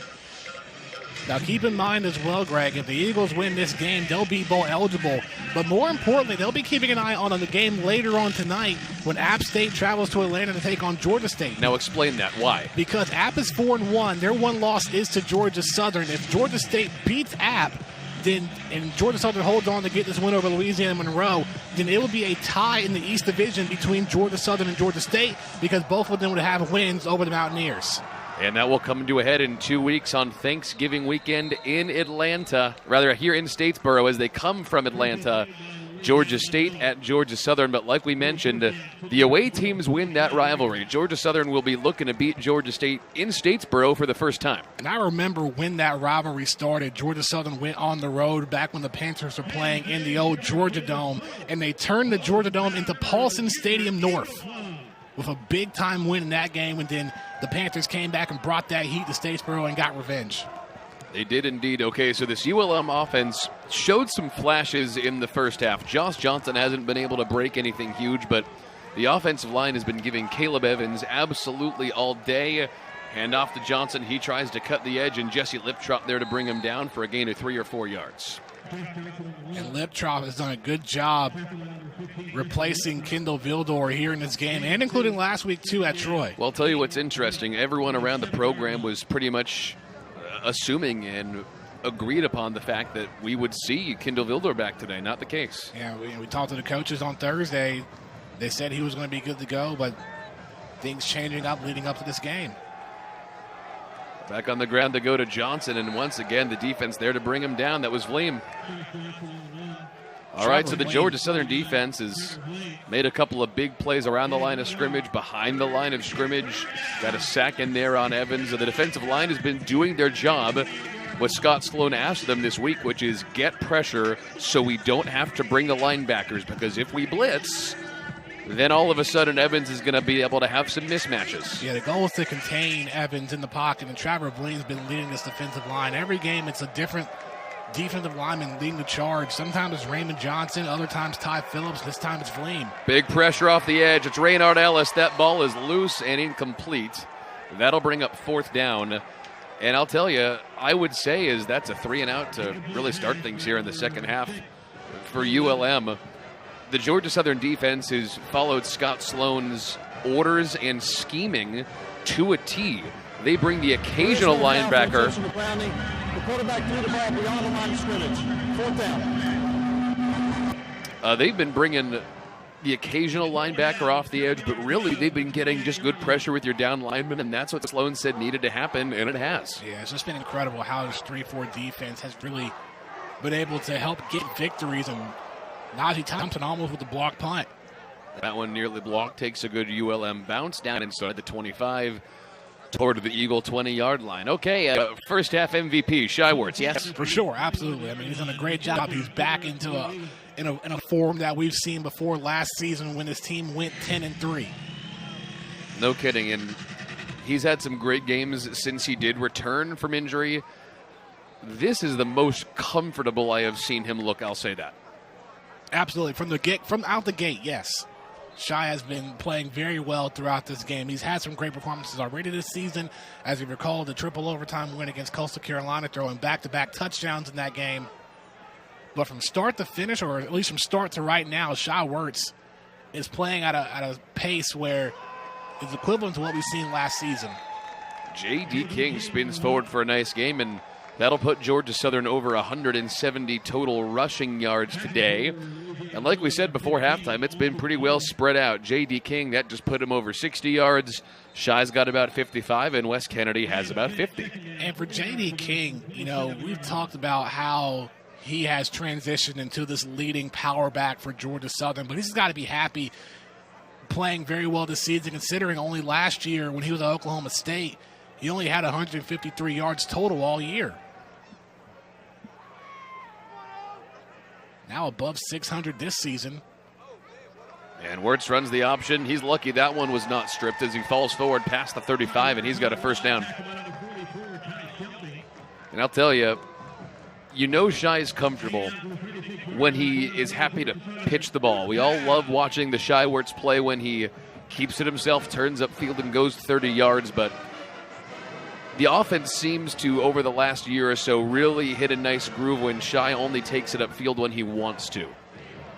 Yeah, well, he's got the weapons. He's got different guys he can give it to that can make plays. I'll tell you, he's gotten some great lead blocks from the tight ends and receivers today as well.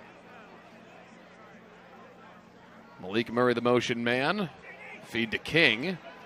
Falls forward toward the 40, gain of 3 yards. And you also got to give credit to the offensive line because they've had a lot of injuries throughout the season. They missed 3 starters from last year prior to the beginning of the year. Did a bunch of different injuries throughout the season. And they've still been able to do a good job getting lead blockers out, creating room for the running backs to move upfield. Interesting to see a couple of new tight ends in there as well. Bo Johnson, a true freshman tight end, has been getting some time as a blocking tight end today. That has not been gone downfield yet, though. 2nd and 7, option again. Wirtz gets rid of it just in time to. But again, by Ryan on. Wow, literally right before it down that way. Sometimes it's a little bit risky. Comfort to the point of making you nervous is what you're trying to say. Yes. I wouldn't do that. It would be as comfortable as him, but it just shows how well he's been playing throughout the game. He's a third-year starting quarterback on this team. He has internalized this offense. 3rd down and 2. Eagles on 3rd down, 3 for 6, 50% in the first half. Kennedy got to go back before he goes forward, and the ULM defense there to knock him down for a loss on the play, but a flag is in the middle of the field between the hashes. So we will see. Interesting spot on that play on the flag.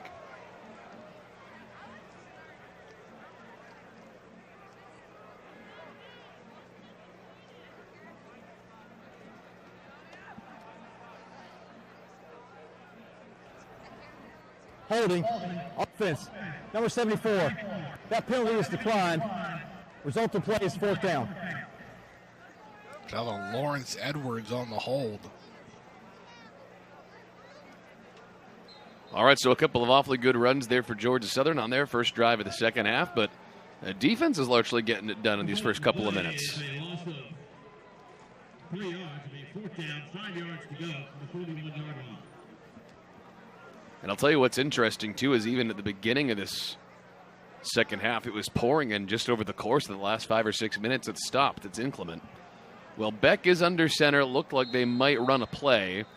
Instead, they're either going to call a timeout or take the flag.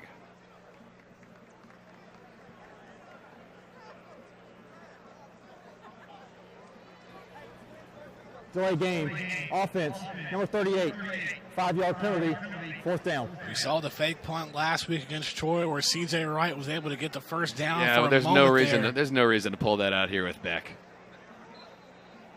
You never know. It was close. Well, he's got a big leg, and that does not cost him anything.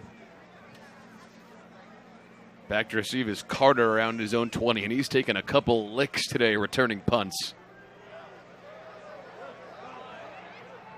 calls for the fair catch, and good for him. That was pretty smart. That'll take us to a break. Georgia Southern up 24-7 on ULM early in the third quarter.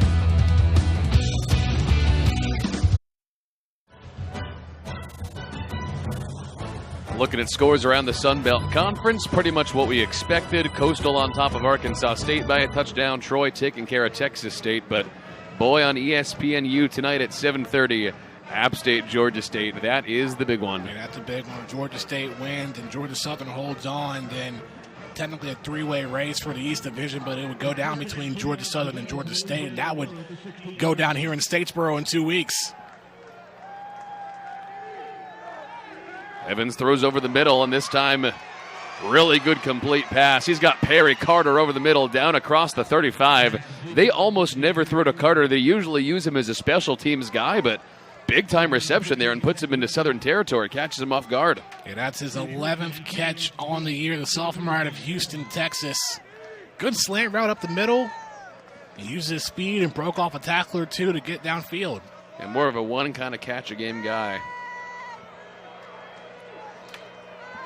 Down to the 35. Evans has some blockers, runs the option, and gets spun down. Handful of guys get there first. Kind of hard to pick who was first among equals that time. Maybe Lane Ecton. Just surrounded by a number of Eagles there. This is really the first time in quite some time that we've seen the Warhawks getting good field position downfield. Well, I'll tell you what. They had one really great kind of trick play earlier that caught both of us off guard in the first half.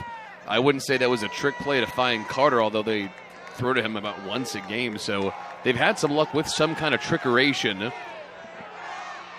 Coverage to Peterson. Incomplete, and Kendrick Duncan was in his face. First time they've targeted Josh Peterson. By the way, Peterson entering this game, 400 yards on the year, 7 touchdowns. He's just not open.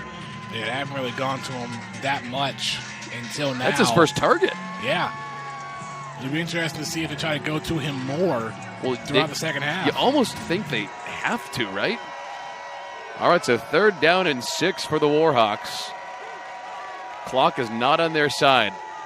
Johnson, man, he can barely get back to the line of scrimmage. Really good start to the second half from this Eagle defense. Ran right into a wall. Things getting chippy down there. But the Warhawks is unsuccessful on 3rd downs. 0 for 7 now. The Southern's 3rd down defense has been all right this year. It's been their 3rd down offense that has been the problem. So it's 4th down. It looks like ULM's going to keep their offense on the field and at least try to draw Georgia Southern offside. But in case you're just joining us, don't forget, ULM has gone for it 22 times this year, and they've converted on 12. They go for it more than anyone in the league. Evans with plenty of time. He's looking downfield. Johnson hauled in. 1st down inside the 20.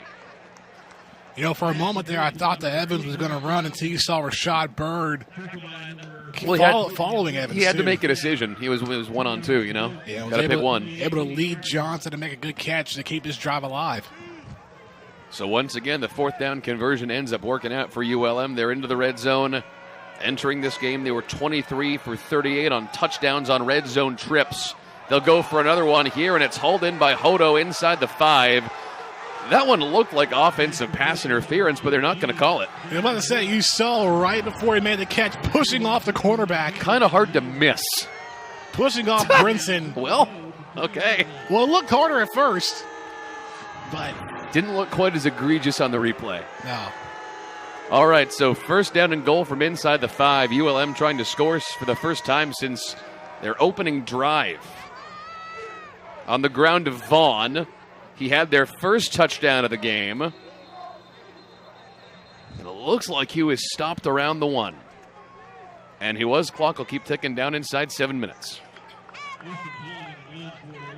Yeah, last time he was able to extend over for the touchdown. This time just short. And it looks like they'll keep him on the field. He's a bowling ball, 5'8" and 220 pounds. He's a power back, and this is what he's for. But it's Evans on the QB keeper. He's got it. And ULM strikes early here in the second half. And that's his 10th rushing touchdown of the season. And had it pretty easy with the fake handoff. You know they're going to keep an eye on Vaughn.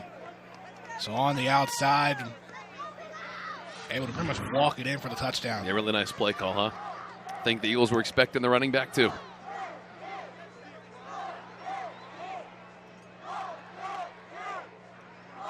All right, here's Porter. Up and through, and it's back to a 10-point game with 6:40 to go in the third quarter. Eagle offense wants to get it going after the break, now that ULM might be making a push.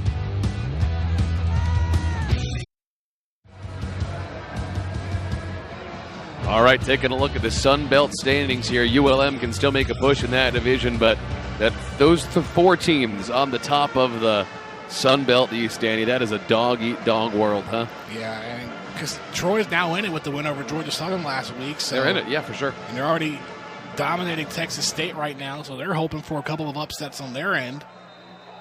That's a team that has plenty of talent. They just had to find their groove once Neil Brown left for that job at West Virginia. They were searching for their identity the first half of the year.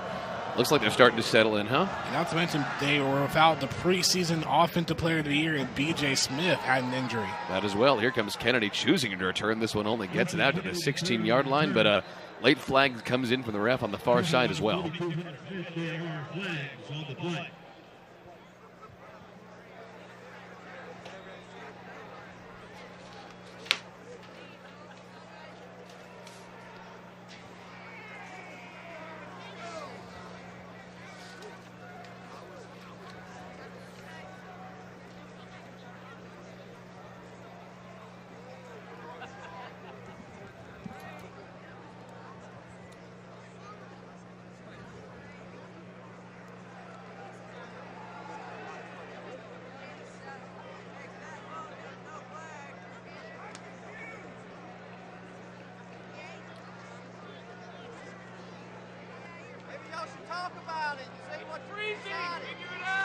Still waiting to hear this call from the referees. We saw one come in from the far side judge, then one came in from the middle of the field as well. So maybe one got thrown because the other got thrown. We'll find out. There are 2 fouls on the play, both by the receiving team. During the return, holding receiving team number 28. That's half the distance to the goal. After the play, unsportsmanlike conduct, receiving team number 28. That's another half the distance to the goal. First down, Georgia Southern. That is number 28's first unsportsmanlike foul of the game. And that'll be Amari Thompson. Brother Dexter Carter Jr., my mistake. Yeah, Carter must have didn't like the call and then was frustrated afterwards. All right, so Georgia Southern has worked themselves now into dangerous territory. They're taking over first down and 10 from inside their own 5. They're going from the 3-yard line here, and you know that ULM is going to bring the house. Only 4 down linemen, but looking like the linebackers might come here. And a couple of them do. They feed J.D. King. Scampers out toward the 10. That's a good starting run. And they were almost able to get a man offsides. They saw one of the defensive linemen jump there, was able to hold on last second before crossing the line of scrimmage. That's exactly what you want if you're Georgia Southern. And a long drive downfield followed by some points is really what you're hoping for out of this drive if you can accomplish those 2 missions at once. Start to eat the clock and score. Yeah, and you know that's something that Georgia Southern does really well on offense. 2nd and 3. Kennedy wrapped up in the backfield. Great tackle around the edge by Rashad Harding. You don't usually see any of the running backs, let alone the speedy Wes Kennedy, get wrapped up for a loss. Well, if you look at a couple of the runs here for Georgia Southern, the big plays that they've had have been from runs on the outside. Yes. I mean, the defensive lineman in the interior for UL-Monroe has done a good job from limiting big plays going in between the linemen. Yeah, this is not the Matt Breida-led team of a couple years ago where it was the 70-yard up-the-gut runs. Right. Eagles 3 for 7 tonight on 3rd. Play action. Wirtz looking downfield, way downfield. There's plenty of shoving going on. He went for Anderson, and I don't think I see any flags. All right, referees keeping the flags in the pockets this last half hour, huh, Danny? Couple ones in the end zone there, too, that didn't get called. Josh Newton just was able to avoid pass interference, just kept his hands on Anderson. All right, 4th down coming up. A lot of fans and some of the Georgia Southern coaches upset. You saw Chad Lunsford visibly frustrated. Well, they were grappling and pushing each other quite literally that whole way past the 5-yard line. Beck puts that one in the air, pretty good around midfield. No surprise that Carter doesn't want to get dropped again. There have been a couple times where Najee Thompson was just ready to lay him out. Well, after that first times he did. After that first time, Carter's like, "Nah, I'm gonna call a fair catch." Yeah, I'm gonna take their free yardage and not get absolutely dropped. All right, so ULM, all of a sudden, back within 10 points. Chad clearly not happy with that no pass interference call. But even more importantly, if ULM somehow manages to get points on the board here, Danny, we're back to a one-possession game. Right, a good stop from Louisiana Monroe. Was that Chad Lunsford giving the ref an example of what the PI looked like on that play with Lane Ecton? A little bit. I think so. Here's Evans to the outside. Gets to around midfield and a gain of about 5 yards. Nice demo, Chad. Maybe make a YouTube demo of pass interference. Chad Lunsford, TikTok star. Oh, my goodness. With pass interference videos. You never know. Not afraid of social media, that one. 2nd down and 4. Near side to McCray. They've used him sparingly today, although he is one of their best receivers. He's across midfield. Short gain, that'll bring up 3rd down. Yeah, they tried to go to McCray on the flat route, similar to a wide receiver screen. Had a block, but didn't get a chance to go far. Well, you know, it's like last week. They really used him in short situations last week, pretty much just 5-yard passes. You got to give credit to Jesse Liptrot, redshirt senior out of Atlantic Beach, Florida, stepping in for Kendall Vildor. 3rd down and 2. ULM has not converted on 3rd today. And it doesn't look like they will this time either. It's a huge sack on the play. Jay Bowdry got to him back behind the 45. And that just goes back to what Scott Sloan and this Eagles defense wanted to do, containing Caleb Evans to where if he tried to bounce out, he wouldn't be able to go far. He tried to spin and turn the other way, but Jay Bowdry was there to make the stop. Him and Ray Dardellis were there.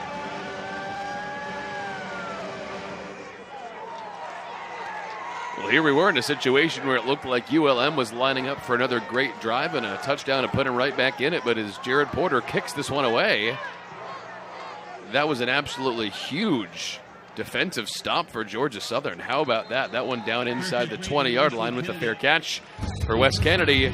Eagles still by 10 as we approach the late in the 3rd quarter.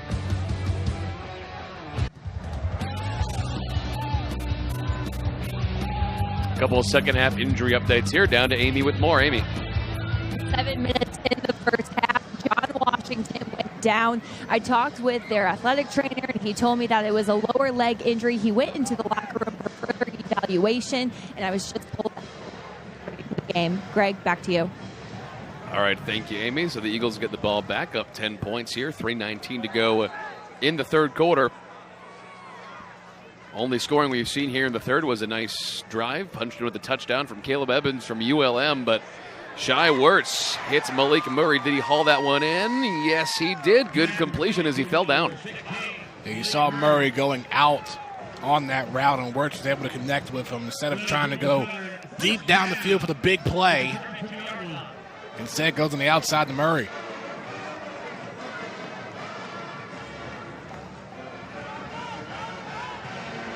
Georgia Southern has so many weapons as wide receiver players. It's good to get them more involved and keep the defense guessing. Just past the 30, new 1st down and 10. Shai tries to run the option, but a great come-up tackle that time by Holmes. Rather Starks. Yeah, Kerry Starks went in there for the tackle, and you know, when you look at last week, the way Georgia Southern was able to get a couple of scores in the air, and maybe with that game, you're starting to see a more balanced outing on the offensive side from Shy Words. Well, when you think about the 2018 season, they were really able to keep defenses guessing because you could turn up field and see Kennedy or Darian Anderson hauling in a 50-yard pass. That's part of what made last year's team so great to watch. Option again, and here's LaRoche. Defense ready for it. That defense has been ready for the option in the second half so far. Yeah, they definitely made some good adjustments there. Now it's up for the offense for the Warhawks to get back into it as we're close to the fourth.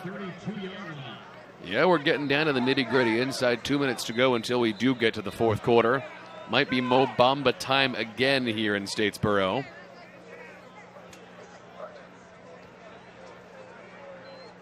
Looks like we have a temporary injury timeout here on the field. This is Nick Ingram, one of their safeties. Looks like his left leg, maybe his ankle, gritting his teeth.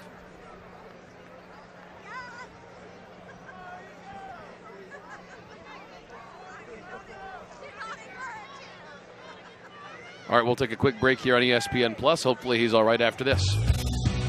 Over.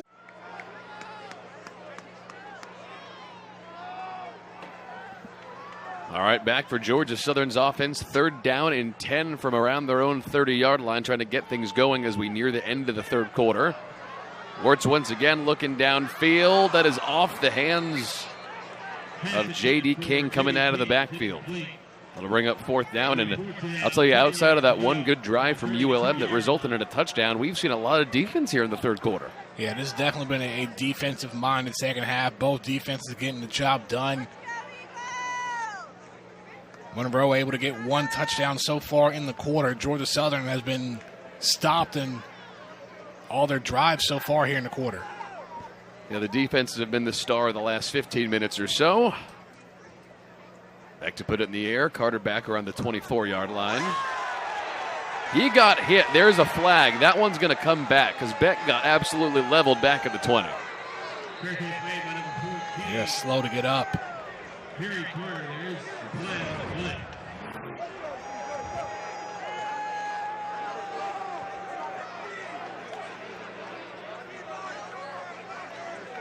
Yeah, that'll do it. Yeah.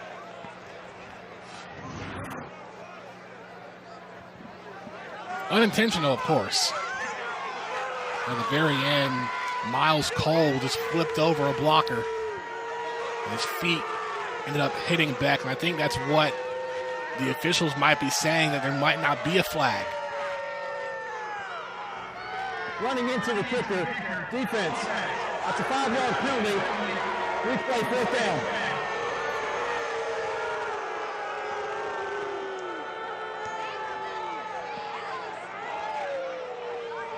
Right call.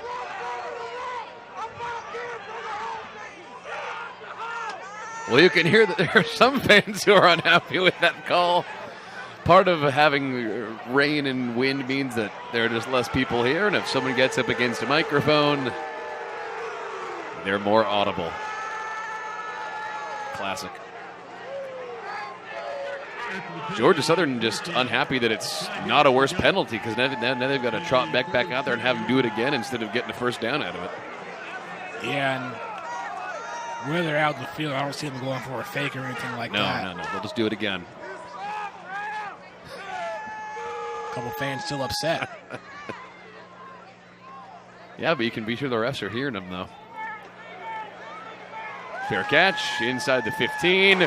Oh, he saw ghosts. That ball's on the ground inside the 5. And Georgia Southern's got it. Randy Wade recovery.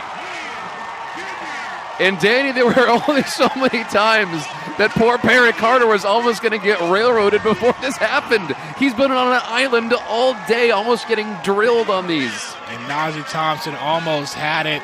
Oh, he knew. Look at him. He knew. I mean, we said it before. Thompson made a beeline for him multiple times ever since he got lit up earlier in the first half. Well, he's been seeing ghosts. You could see him on every fair catch just getting nervous as it gets toward him. And Wade showing off the turnover chain. All right, so Georgia Southern gets to great field position inside the ULM 5. They could turn a 10-point lead into 16 and really make things comfy as we get closer to the fourth quarter, and ULM might want a timeout on the field here.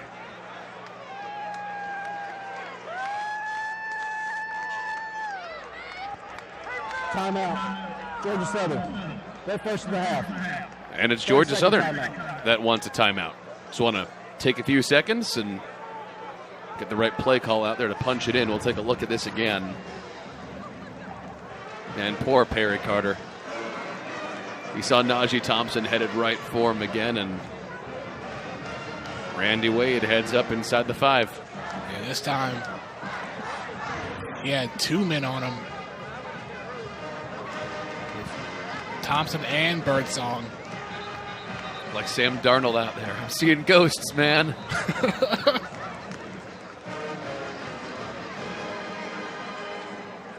Well, now the question is, can Georgia Southern capitalize off of it at the goal line? Well, Georgia Southern entering this game, 12 touchdowns on 25 red zone trips this year. They've relied an awful lot on Tyler Bass. That is not what they want here. The referees are actually going to mark this ball down at the 6-yard line is where Randy Wade fell on it. Shai Wertz already has 2 rushing touchdowns today. Takes the snap, he hands to J.D. King. He gets near the line of scrimmage, actually driven back for maybe a loss of 1. And that'll take us down to inside a minute left in the 3rd. Yeah, King unable to go nowhere on that play. It's going to be difficult to see how Georgia Southern tried to get in the end zone because you saw 4 or 5 defensive backs all right at the 1 near the end zone. Yep. So they tried to go up the middle. It didn't work. You wonder if they go for the same play or if Wertz tries to keep it here. Well, Darren Anderson is split to the top of your screen, and they've already thrown to him in the end zone today. 2nd down and goal. They'll go back to J.D. King, and he's got it. Eagles lead by 16 in Statesboro.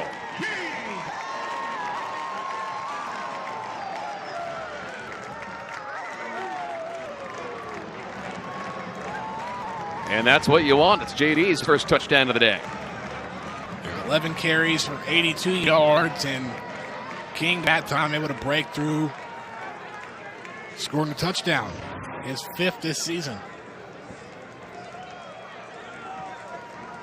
When Chad Lunsford talks about winning games, sometimes it requires the defense, sometimes it takes special teams, and that is now 2 huge turnovers by ULM that have turned into big-time points for Georgia Southern, because don't forget that fumble. There was also that first interception that they threw on their first drive that Southern turned into points. This game is not nearly so far out of reach for ULM if they hadn't committed those 2 turnovers. Well, here's the thing. Chad Lunsford always talks about winning the game in all 4 elements. Offense, defense, special teams, and on the sideline as well. They didn't win any of those battles against Troy last week. Right. But you're already seeing here tonight, the offense doing a good job with Shai Wertz, 3 total touchdowns, J.D. King with 1 as well.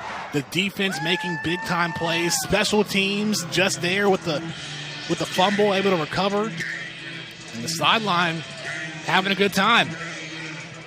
Well, we have about 25 football seconds until it is Mo Bamba time again in Statesboro. And what has become the calling card of this year's team. Here's Tyler Bass to put this one in the air. And ULM will need to turn a really good first couple of minutes in the 4th quarter if they want a chance in this one. Because right now it would take a pair of touchdowns and a pair of 2-point conversions.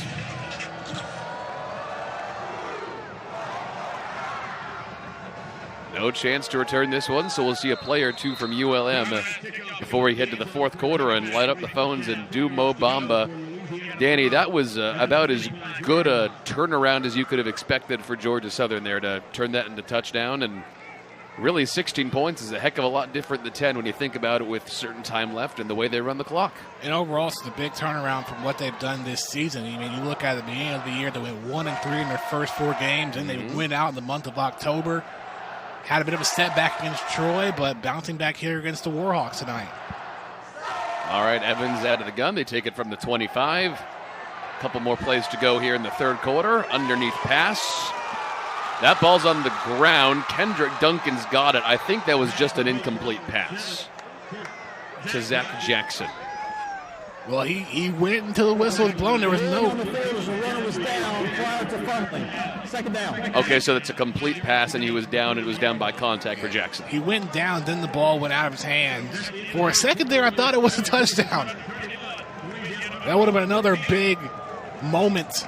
But for either the Eagle way, defense. all right, it is Mo Bamba time in Statesboro. We go to the fourth, light up the phones. Eagles up 31-14 on ULM. A win away from bowl eligibility.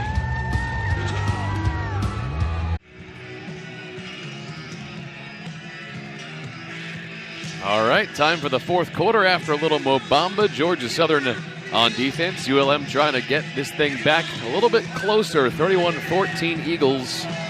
It's second down and 5 for the Warhawks. Into coverage. Bad throw to the wrong shoulder that time of Jonathan Hodo. Bringing up third down for ULM. Okay, Danny, really interesting third quarter. A lot of defense, but a couple of big, weird plays that swung the game. Yeah, I mean, the muff punt really gave the momentum to Georgia Southern here as we're about to begin the fourth, or beginning the fourth. Turned into a quick touchdown before the third quarter ended. And this defense is having a fun time out here tonight. Look at Ty Phillips throwing it down. Well, they're happy because look at that graphic. They have not allowed ULM to convert on third down. Evans is lucky that ball was not stripped, but it's intercepted anyway. On the way back, here comes Donald Rutledge inside the 10, and he takes it back.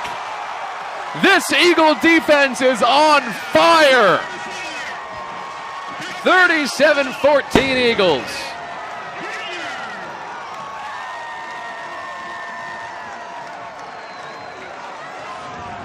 Get yourself that chain, Donald. Yeah, the first interception for Donald Rutledge this season, and it turns into a pick six. For a moment there, Evans thought he escaped trouble, breaking away from that potential sack, but then throwing it straight to Rutledge, who takes it back 42 yards for the touchdown. This does not look anything remotely like the defense we saw last week at Troy. What a change. Well, this team had a chip on their shoulder. Right. I mean, they know that they're better than what they showed last week against Troy. By a couple hundred yards. Yeah. This defense has swag. The offense has been complementing it. The special teams has really been strong, as we have seen today on both sides of it for Georgia Southern. And now they are more than doubling up UL-Monroe with 14 and a half minutes to go in this one. And I'll tell you, I feel comfortable saying this. Chad Lunsford, when we talked to him this week, he was very well aware that a win today can put them on the right track, headed into a next difficult 2 games at Arkansas State, then closing the year against a talented 6-win Georgia State team. Because if you lose to Troy and you come back here and you lose today, all of a sudden you're looking down the barrel of 4 losses in a row to lose to end the season. Yeah. And the question for Louisiana-Monroe is going to be, how does Caleb Evans answer this adversity, the situation? He has the second pick he's thrown today. Overall, he hasn't thrown the ball well. He's 10 of 20 for 128 yards. Well, I'll tell you, opposite performance to what we saw last week. Well, I'll tell you what, too, when you look at the score, it really is not much of a reflection, I wouldn't say, on the Monroe defense, because they haven't even allowed 300 total yards of offense for Georgia Southern. Really, when you consider the pick six and then the interception that gave Georgia Southern good field position that they scored on in the first quarter. Not to mention the muff punt. And the muff punt. You're talking about 21 out of 38 points coming directly off turnovers. Really, it's the offense and the special teams that have really struggled, if you ask me. Right.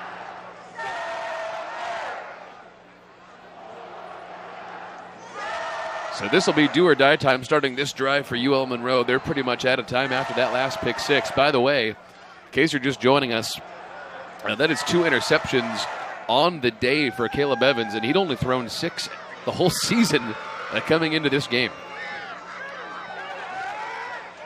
And look downfield again, into coverage. Great pass inside the 30-yard line, hauled in by Carter, his second.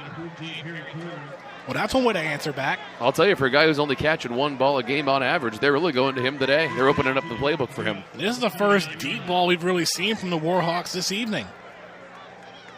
Well, they know. They know that Georgia Southern's offense eats the clock so effectively. You got to go downfield quick. No, this is Matt Viator understanding that Georgia Southern doesn't lose fourth quarter games where they're ahead. It's time to score and score now. They'll try again. It's Peterson inside the 5. Duncan, no flag. But they're doing the right thing. They need to start getting Peterson involved. He's a tight end, but he is their lead receiver.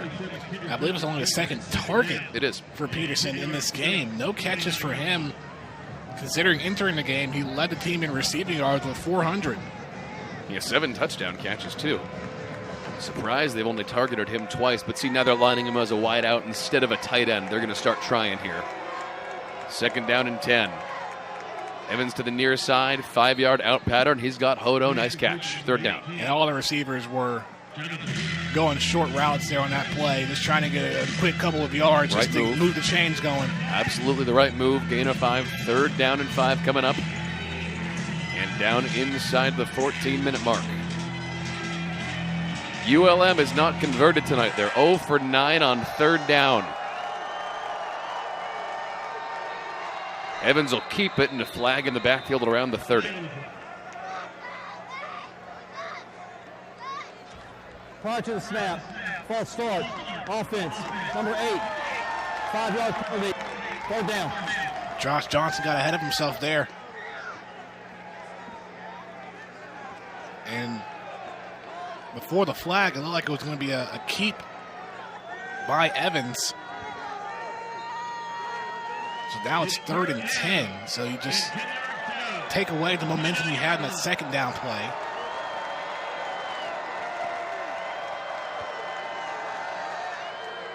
Evans has Johnson. He'll have a 1st down as he gets around the corner down to the 19-yard line. Really nice tackle to get him out of bounds there, though, by Raynard Ellis. And that's a smart play, going with the screen to Johnson to give him room to work and have your blockers lead him downfield. Instead of trying to go for something deep, go for something short instead. Let your running back take care of the rest. I think he's going to be short instead, Greg. It's 4th down. Man, that might be inches. It's going to be inches. So they didn't get it.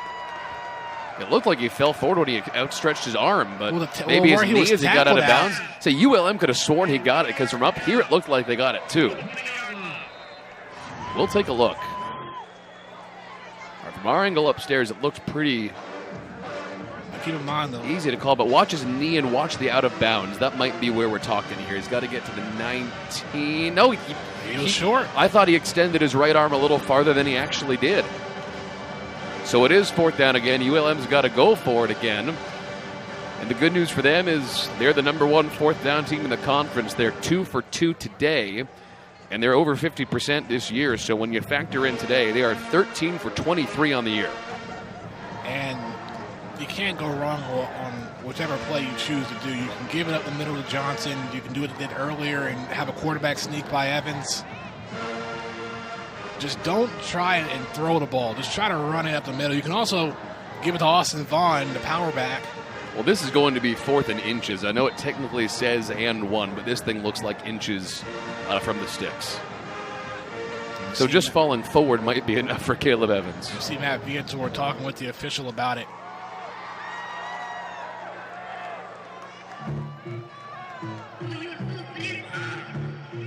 All right, ULM is the best 4th down team in the Sun Belt Conference, but the Eagle defense has been red hot tonight.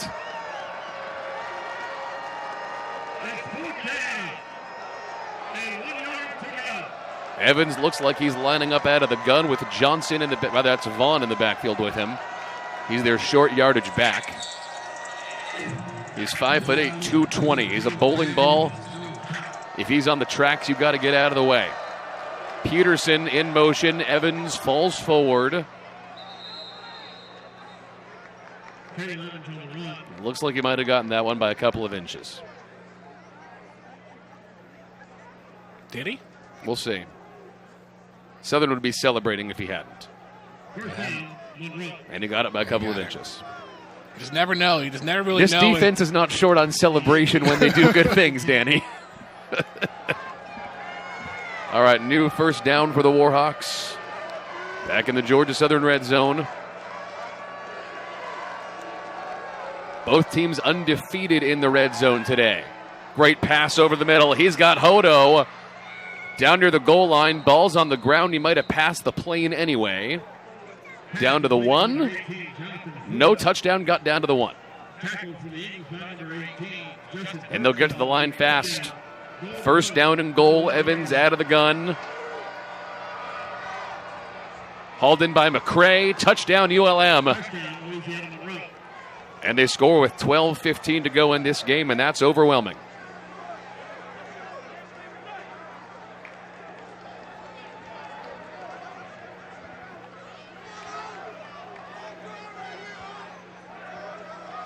McCray making his 4th catch on the night.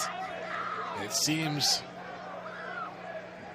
like they're going to go for 2 here. Evans still out there. Even more short yardage out of him, huh? All right, so they're going to go for 2. Evans, high throw. What a catch by Josh Peterson using that 6'5" frame. And he's got the 2-point conversion. ULM trying to make a push. Not a lot of time left, though.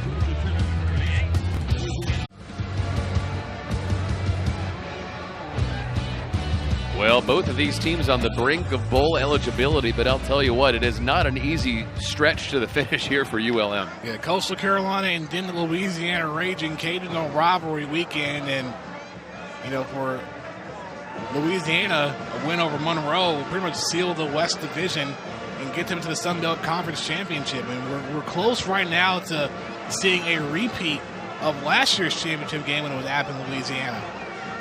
No kidding. A lot of people would look at the statistics and tell you that those are the 2 best teams. But if Georgia Southern pulls out a win today and they can get it done at Arkansas State, and if they can get it done against Georgia State in the final week, they'll have their case. Georgia Southern still has a chance. Well, not to mention, they're hoping that Georgia State can upset App State tonight. Literally the only time, I believe, in history that Georgia Southern fans are pulling for Georgia State in a football game. I don't know. I think some Georgia Southern fans will hope the game gets canceled. That's fair. Okay, that's fair. Yeah, no, that's fair. That's fair. They don't like either of them. That's a good point. They'd rather have the game not happen at all and just... Yeah, that's not what the Sun Belt Conference wants. Well, of course. Baby, linear TV on Saturday night at 7:30. You don't often get that for the Sun Belt Conference this time of year. That's prime time, baby. I mean, it's great representation that we've seen from the Sun Belt Conference this year. Yeah, ESPNU 7:30.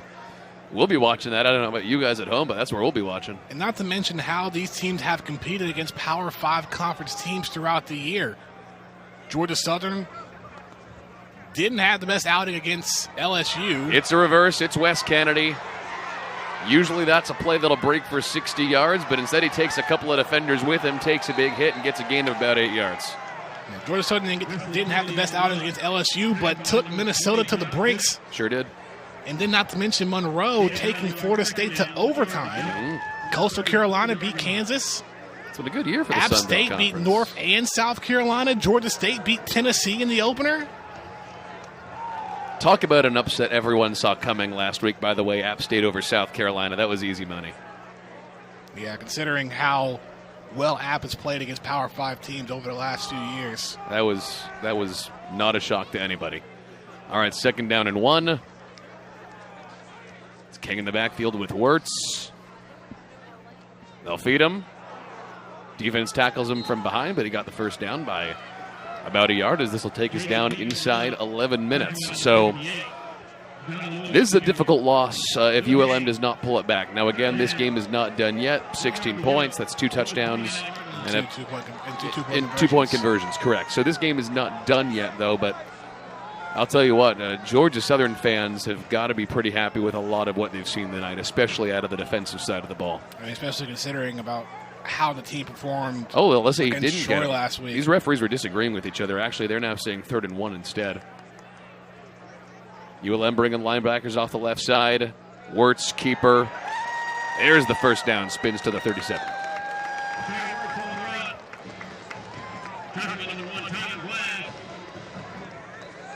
Time to burn that clock. All Georgia Southern needs to do is just keep this drive going. Continue to take off time downfield. And I don't know if the second half has been quite enough for Shai Wirtz to win Sun Belt Player of the Week, but he'll still be in contention right now. 5 for 10, 80 passing yards, a passing touchdown, and then on the ground, 65 rushing yards, and a pair of touchdowns himself on the ground. And again, as it's been for almost 2 years, no interceptions. Kennedy spins up to around the 45-yard line, gain of 6. If Shaw doesn't get player of the week, he at least is player of the game tonight. And speaking of Wes Kennedy, I know I mentioned it a lot on these broadcasts. Speaking of where he's from in Savannah, his high school team, the Benedictine Cadets, won 58-0 last night. So they're on to the second round, but things get hard for them from here. They go to Cedar Grove next week. Still, Benedictine just produces straight athletes. I mean, the way we've seen Wes Kennedy produce this season for Georgia Southern, it's incredible. Yeah, speaking of their quarterback, actually, just hours ago, if you're from the area and care, their quarterback, the sophomore, Holden Gerner, just got offered to Georgia. Wow. 2nd down and 4. Back to West they go. Got close there to the line of scrimmage, and after that first half injury, Shaw's been all over the place making tackles. We'll call this 3rd down and 1 inside the 9-minute mark.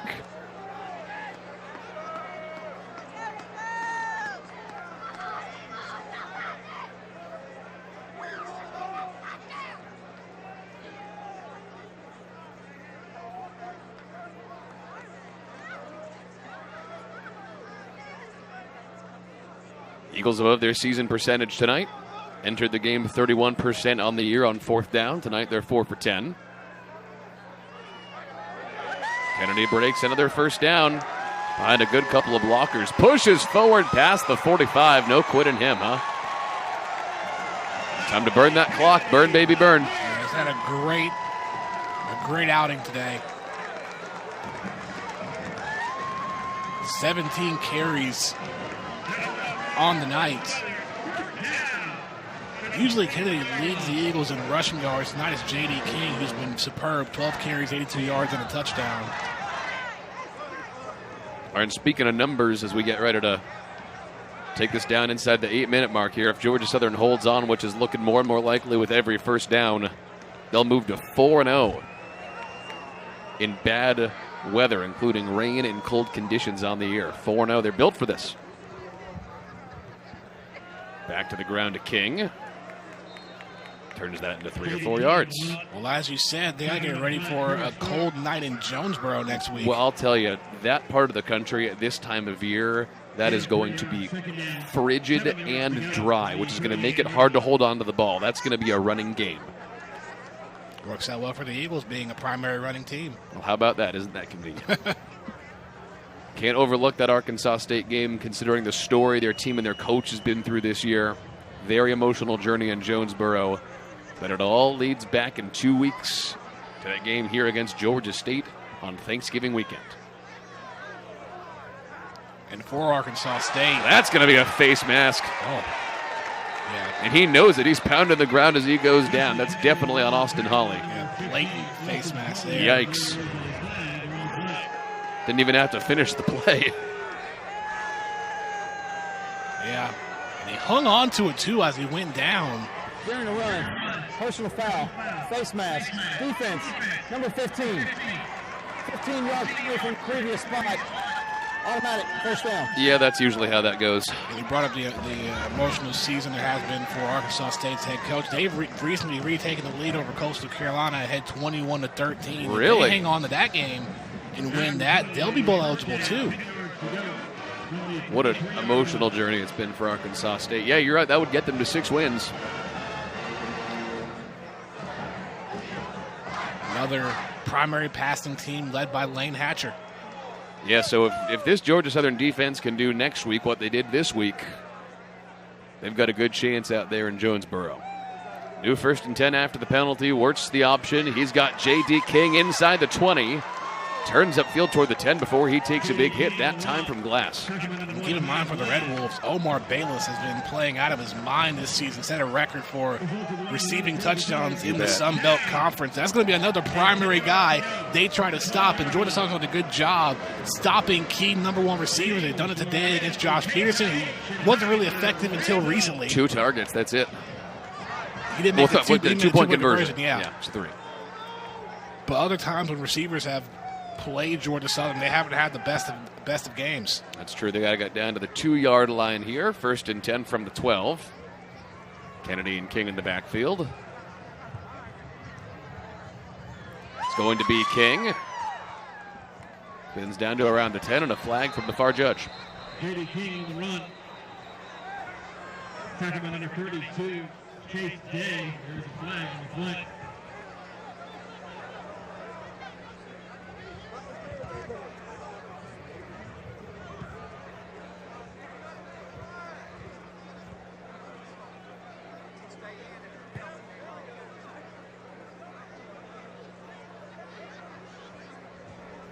During the run, face mask, defense, 5. Half the distance to the first down. So another face mask this time. Well, it looks like the ULM defense is ready to let this one go on ice. They've been frustrated here on this drive. Yeah. I mean, taking a look here. This time it's on Kerry Starks. All right, Georgia Southern breaks the huddle quick. Down to the 5-yard line, new 1st and goal after the face mask. Eagles trying to seal this one at home.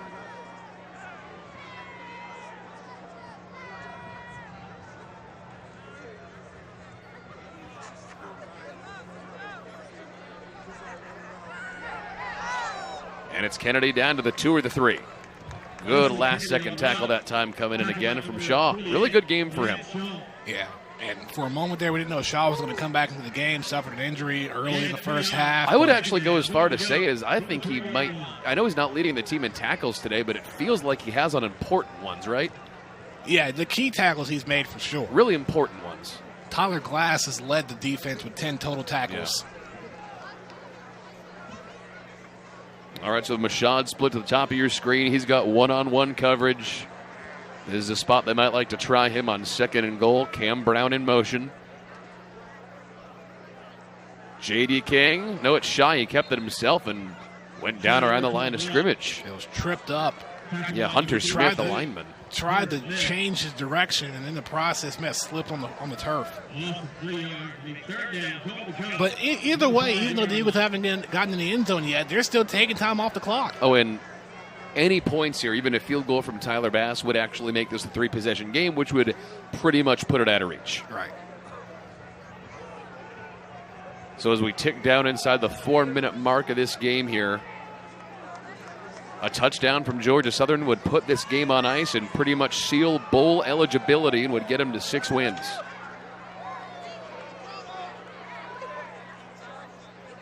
J.D. King tries to do it. He spins down to the 1.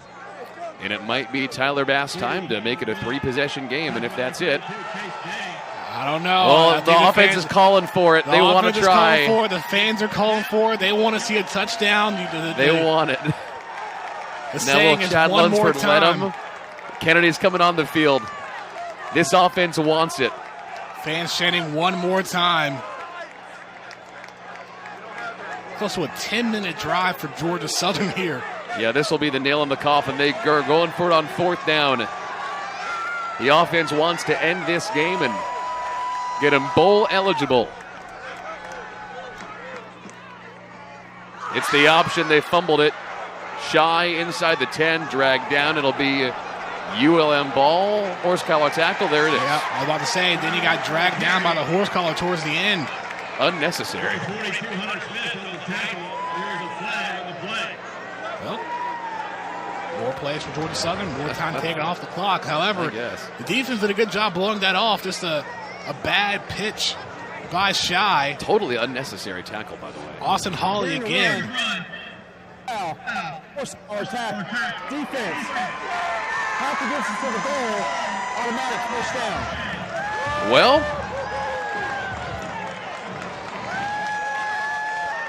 they'll get another chance. Offense wants it.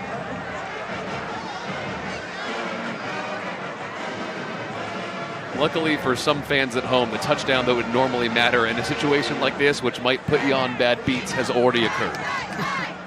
In case you were wondering. 3 minutes to go. 4 downs to do it.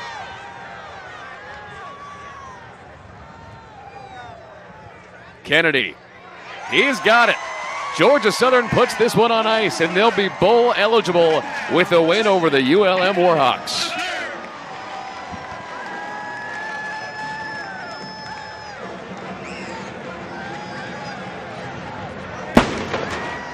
Rock out and fire that cannon, Wes.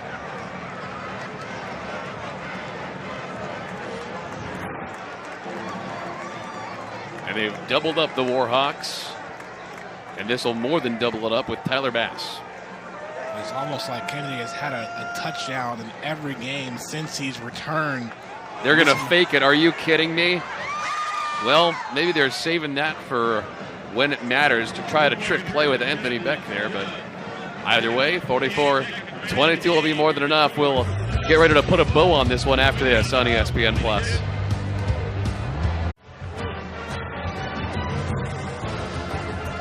He won't smile until this game's over, but Chad Lunsford's got to be pretty happy. Down to Amy Zimmer with more.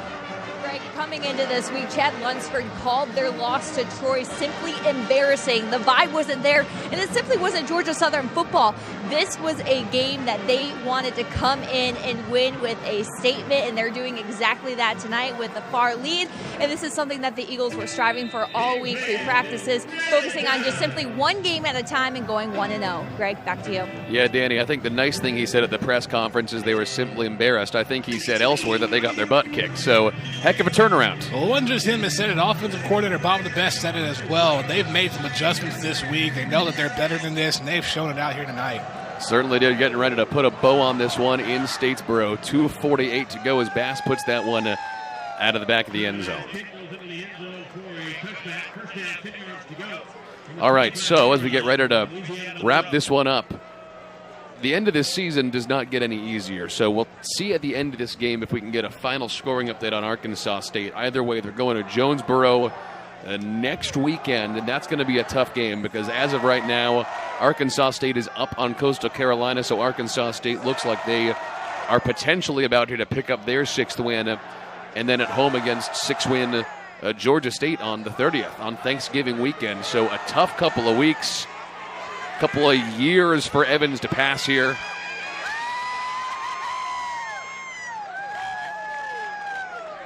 Got out of bounds. All right, so... And by the way, it looks like Coastal Carolina just got down to the Arkansas State 1-yard line, so they're potentially about to tie this thing up. But either way, Arkansas State half the country away in the freezing cold is not going to be easy nor fun next week. And then Georgia State at home, who you've never beat in Statesboro. Those are both toss-ups. This is a great opportunity for Georgia Southern to get back on track here following this game. All day for Evans again, spins out of it, under pressure. Here comes Watkins, gets rid of it and finds Vaughn out of the backfield. Short gain, bringing up 3rd down, didn't get out of bounds. Awesome. All right, so next week, what do we think about that game? So this defense, even without Kendall Vildor today, has held an offense that torched him to 300 yards last year to a pretty anemic performance. But it's hard to know what to think about that considering how many yards they gave up to Troy last week. Who knows? 3rd down. Can they keep them over on 3rd down tonight? Looks like it. 4th down coming up. So what do we think about that game next week, considering the vast pendulum swing we've seen over the course of the last 7 days? Well, if Kendall Vildor didn't play today with the game time decision, there's a strong chance that he could play next week. Right. And you're going to need him because the big matchup is going to be Omar Bayless versus whoever's lining up against him, whether it be Vildor if he comes back, or Monquavian Brinson, or Jesse Liptry gets the call again. Yeah, that spread's got to be less than a touchdown when it comes out, too. Linebackers off the edge. Evans over the middle. That's a complete pass. He's got Hodo to around midfield. Wrapped up by Rutledge. Ball's on the ground. He was down first. That's going to be less than a spread. Less than a touchdown spread. That's going to be an awfully fun game, though. Cannot wait to see how that one turns out. I know there might be more high-profile games in the Sun Belt next week. That one's going to determine a lot. Well, yeah, next week we're looking at South Alabama against Georgia State, Texas State against App. Southern on the road against Arkansas State. New 1st and 10. Evans into coverage, incomplete, going for Jackson. Keep going. Monroe returns home to host Coastal Carolina. The big game really would be Troy and Louisiana. Yeah, it's the 5 o'clocker. It's Troy and against the Cajuns. That's the big one. But still, I mean, everything goes down to rivalry week in 2 weeks from today, when you have Arkansas State at South Al, App State and Troy. That's and of course, that's a big one. Georgia Southern versus Georgia State.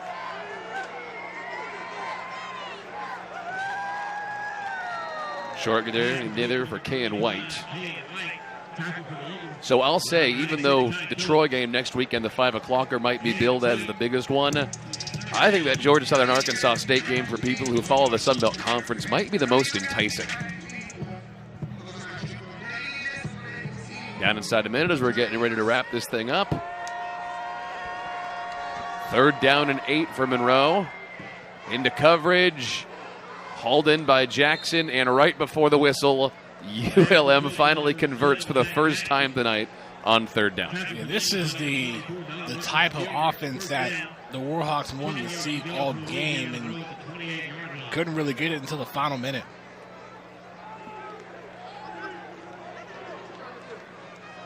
Well, how about this game? What a 2-week stretch for Georgia Southern this has been. Evans rushed, under pressure, looking to get rid of it. He'll throw it away. That'll bring up 2nd down with 37 seconds. Halloween night on the road at App State. Knock your rivals out of the top 25. Give them their first loss of the year. Turn around 9 days later. Go to Troy. Put on arguably your worst performance of the year. Turn around 7 days after that and double up a team that is featuring 2 of the best players on offense in the Sun Belt Conference. No flag coming in Jackson's favor. That'll bring up 3rd down. What a stretch this has been. Just a massive pendulum swing both ways. Yeah, I mean, I said before, you remember we talked about the storm before the calm. First 4 games. First 4 games were rough. Also, they were without Wesley Kennedy, but since then, Kennedy has scored in every game he's been in this season. He was a Sun Belt Conference honoree, didn't make any of the first or second teams. He will now. Yeah, no kidding. Down to around the 20-yard line. Nice haul in there. That'll be a 1st down. That was caught by Jaquan Bloomfield, redshirt freshman out of Katy, Texas. Trying to put some more points on the board. With 26 seconds to go, Warhawks never say die. But Georgia Southern is ready to celebrate on the field tonight at Paulson Stadium. Rebounding after a tough loss against Troy, putting them in bowl eligibility. Evans for the end zone to Peterson. He's got it. Touchdown to ULM with 20 seconds to go. I'll tell you, I think if they had thrown to him more tonight, if he'd been able to get open, he might have given them a chance, Danny. Yeah, unable to. Wasn't utilized until late in the second half. Was mainly a blocker on the offensive line, so they started pushing him out as a slot receiver. I mean, he gets his 8th touchdown on the year, but not at a moment that could really give the team an opportunity to fight back in the game. No, definitely not.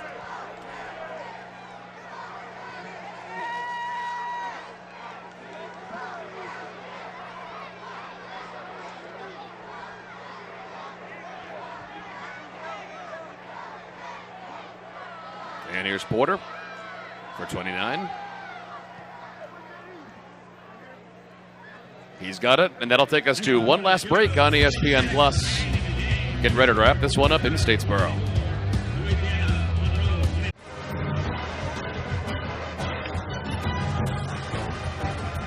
All right, Danny, we opened the broadcast tonight on ESPN Plus talking about bowl eligibility. Georgia Southern gets to 6 wins. Based on what's coming up for ULM, that's going to be difficult. Yeah, and you got to remember, 6 wins does make you bowl eligible, but sometimes you might not make the cut. The Warhawks know that very well last season, finishing up 6-6.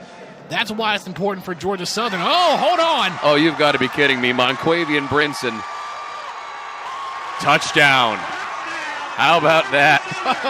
He saw the onside kick and took it to the house. Stepped in front of it. Monquavian, you're a dirty dog, man. So between that and the blocked field goal at the Minnesota game that he ran back, that's 2 special teams touchdowns for him on the year. Wow, he snagged that one quick. He made a beeline to the end zone for the touchdown. Wow. Talk about, I don't know. 50 burger for Georgia Southern. Who saw that coming? I don't know. But, like, icing on the cake is one thing. They've been to put the icing on this game a while ago. What do you call this? The over.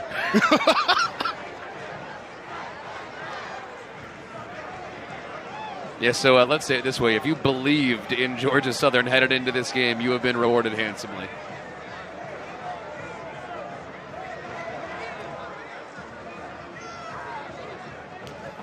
Here comes from Bass. Kind of a rocky hold there from Beck, but it is up and it is good. 50 burger for Georgia Southern. How about that? Viator is looking at disbelief. What happened? Well, I'll tell you, the special teams play and the defensive turnovers forced by Georgia Southern that led to pretty good long offensive sustained drives that resulted in touchdowns. They can play this way the next 2 weeks. They'll win the next 2 games, but that's the thing against Arkansas State and Georgia State. Who's going to show up? Is it the team from tonight and from the Coastal Carolina and New Mexico State game, or is it the team from the Troy game? Well, the big thing is that they can't have a big head when they're going into practice this week. You know, I don't think that's going to be a problem after the Troy game. You got to stay humble and finish out the season strong, do the work. Can't get too high after a win like they did after App and then going to Troy.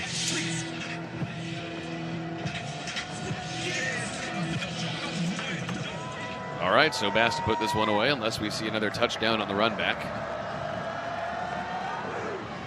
I saw an onside kick and snatch for a touchdown. Anything can happen. I've never seen anything like that. Just so swift, the way Brinson just got it. It's kind of the thing you see more in a high school football game versus a D1 FBS college football game. But hey, happy for Monquavian. That's another touchdown for him. That's 2 special teams on the year. That's probably 2 more than he thought he would have. I think it's the first kickoff return touchdown for Georgia Southern this season as well. You know what? If you think about it that way, technically you're right. Yeah, because punts Wesley included. Kennedy, Yeah, no, Wesley right. Kennedy had the punt return a few weeks ago. No, but yeah, you're right. This kickoff return, this might be the first. No, you're right. All right, here's Johnson. No 70-yard run for him there. Didn't pick up the first down, and that'll end it today in Statesboro. 51-29, your final score. Georgia Southern with the bounce-back win of the year after getting throttled last week at Troy, Danny. Georgia Southern fans have to feel confident headed into the home stretch after this. Yeah, definitely a step in the right direction from Georgia Southern, bouncing back after the loss against Troy. Now they have to put their focus on Arkansas State. They're 1-0 this week. Now they're looking to do the same next week against the Red Wolves. Yeah, that's going to be a really interesting game halfway across the country in Jonesboro. You can find that on ESPN Networks as well. So, for Danny Waugh, Amy Zimmer, and the rest of our broadcast team tonight at Georgia Southern, I'm Greg Talbot saying thank you for joining us. The final score tonight, Eagles 51, Warhawks 29. All games are streaming live and archived on the ESPN app, and this has been a proud presentation of ESPN. Good night.